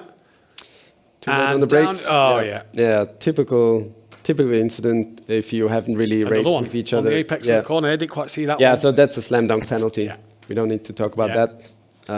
Was potentially in lap one. If you look at the pack, the pack pretty together, close. So potentially that one. The one I'd quite like to. I hope that we can bring it to you. Is the Michael Fry Valverde one. I'd like to take a good closer look at this one. Because I feel that this is what could lose Valverde the podium. Do you believe it's a 10-second penalty? I don't believe so. Now, Michael Fry was 8 seconds behind. I can't remember. Yeah, so... It's hard, isn't it? Because... We'll see, but the thing is, as Marco said, and we saw that live also in the stream, the lap before, there was basically Michael Fry moving on the braking a little bit. So maybe this will also end up in a penalty. So we don't know yet. So let's watch it. This is the same lap as the last one we've just seen. This is Michael Wavesick and Mohamed Ramsey. So this is the incident that we just missed. So there in front, you see the one we've just watched. And Michael Wavesick, day late, dollar short. He taps Ramsey round. And Ramsey still ended up in P8, right? From P20. So this has cost P20 in knockout, because he had a ban. Spun round there. This cost him massively. And he was actually, I believe, 3rd or 4th quickest in the pre-qualifying. So he really was where could he have been? He was on pace. He could have ended up, I guess, in P5 or something. Who knows? Maybe even the podium. The one thing... Going back to the Michael Fry Valverde incident, we said in rush hour, you said yourself that Michael Fry coming in upsets the championship a little bit because he's a quick driver. It takes points away from Valverde, Farland, Torlacci. Now Yannick Pletcher wins this race. All right, it's all provisional at the moment, but Michael Fry takes points away. Michael Fry being in that position at that moment really hurts Valverde being new into the championship this late on in the season. Yes, but that's how the game goes, right? Yeah, exactly. The Challenger League is open for anybody. Yeah. And yes, obviously the favor plays, into Michael Fry's hands because he's a quick driver. He can start the knockout from that position. It will be the same if he would participate in the next ones because it's always, we reverse the grade of the championship order. It's just the way it goes at the moment. But as you can see with the example of Yannick Pletcher, he still won that race today, and he's still, finishing on the podium. So you just need to be aware of that fact, mitigate your risks, and potentially, have a race, tactic, and be aware of the guys that are new into the championship, because not all of them are as quick as Michael Fry today. We saw with some guys, who ended up at the end and ended up in the middle. So, but it brings, some mix into different the challenges. Yeah. Joshua Heider here then, and I believe this is the incident where we saw him off into the wall. Yeah, this is where we saw him off. He'd made great progress, goes up the inside, gets spun around. And that's not P10 for him, I believe. That's not the position you want to be in. No, and that's lap 1. He was the guy driving into the other car, from my view now. Yeah. Which shouldn't happen. Yeah. That's lap 1. It wasn't Joshua's day today. And you could just tell from knockout to... Yeah, it was one of those days, wrong place, wrong time, wrong place. He actually had the seat, but one of those races, so Joshua, forget about it. Yep. On to the next one. Bring it back at the spot. He's very capable. We saw at Monza how capable Joshua Hader is, and like you say, one of them days. And every driver has them. Every driver has. He them. won a race already, so. Yeah, exactly. Yeah. We go back to Zurich. Did he win in Zurich? No. Oh no. Hader won last at Monza. Oh, he was winning Monza. True. Forgot. Every driver has them bad days. Speaking of Zurich, you think of Yannick Pletcher's jump start that gives him the knockout band. Everybody has a bad day. Mr. Consistent Nico Forlan, though, another driver who just had one of them days. Were we actually calling him too many times Mr. Consistent? Potentially. And at some point, suddenly it flipped. You know, last race, this race. I mean, when you look back to every Zurich race, when you look back to most races, you go back to Zurich, Yannick Pletcher gets a point. You look at here, Nico Forlan's not had his day. Torlacci didn't have his time at Monza. He gets demoted down to 6th or 7th. Look, Joshua Hader's had a bad day today. Valverde's had a bad race in the past. All these challenges have all had one bad race. Yep. The problem is it's how you bounce back from them bad races.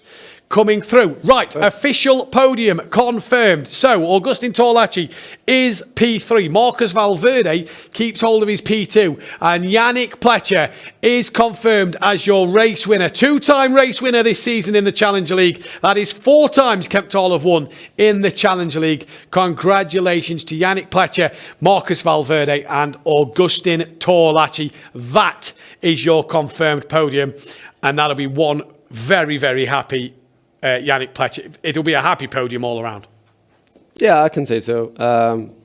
Well done to all of the 3 guys. Double podium in Madrid in the new lounge. Yeah. Happy for them. Happy for Yannick. Happy for his mother as well to get their win on the family board. On the family board. Hopefully this time the Madrid drivers have stayed to collect their medals. And here we are. Oh, look, we're on TV. We are on TV. Look at the beautiful podium setting from Madrid. It is absolutely glorious in their new lounge. And we will see now Augustin Torlacci is about to step onto the podium and he's going to take his P3 medal. Now we see double, quadruple, triple. Yeah, it just keeps zooming out and out and out. Fantastic for Augustin Torlacci. P3 for him. A great drive for him. And we now see Marcus Valverde get to step onto the 2nd place part of the podium. The confetti gets exploded all over them. And it's a 2-3 for Madrid in their brand new racing lounge. What a podium setting that is. That is absolutely lovely. Beautiful. And we get to go to a familiar sight. Yeah, awesome job, guys. Well done. Look at the podium. I think Christian's father did that as well. Oh, brilliant. Here's a bit more of a familiar podium setting for us. Kemptol. And it is for number 1, numero uno, Yannick Pletcher on the top step to receive his medal.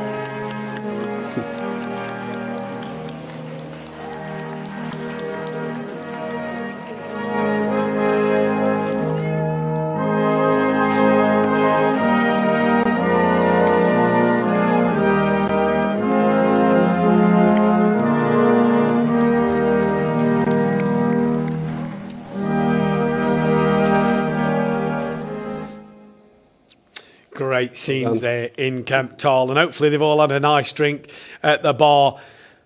And you can just see the emotion on his face, how much that actually means to him there. Yeah, as we heard, the news obviously means a lot to him. In case you're wondering, the Kemptol Lounge is a bit behind with the stream, so he must have heard the music just right now, so that's why he put his hand on his chest. And also, I believe if you're in a competition, sports competition or whatever competition it is, if you hear your national anthem, it's just something very unique, and you just feel proud and honor, right? So always an honor. That's what he felt right now. That's what he felt right now. Yeah. I've just noticed he's running the number 5 on his shirt. Big Vettel fan, yes. Might be a big fan of me, because that's the number I run. Really? Yeah. Yeah. He's probably not a big fan of me. Must be you. Not definitely Sebastian. not Sebastian Vettel. Yeah. 100%. Who's he? Seb?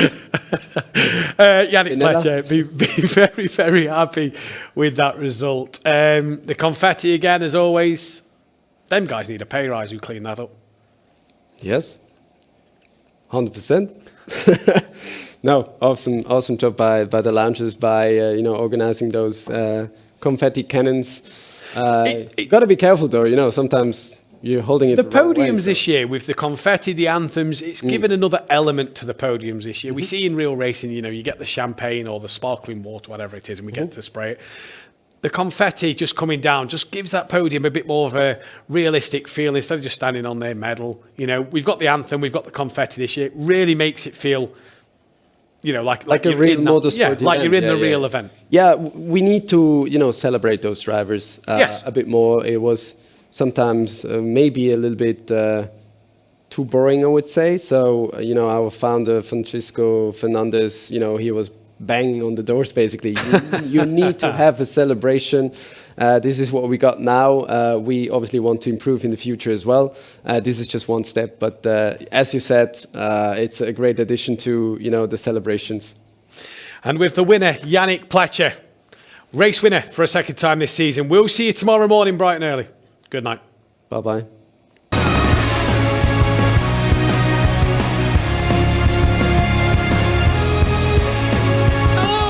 Little wiggle there.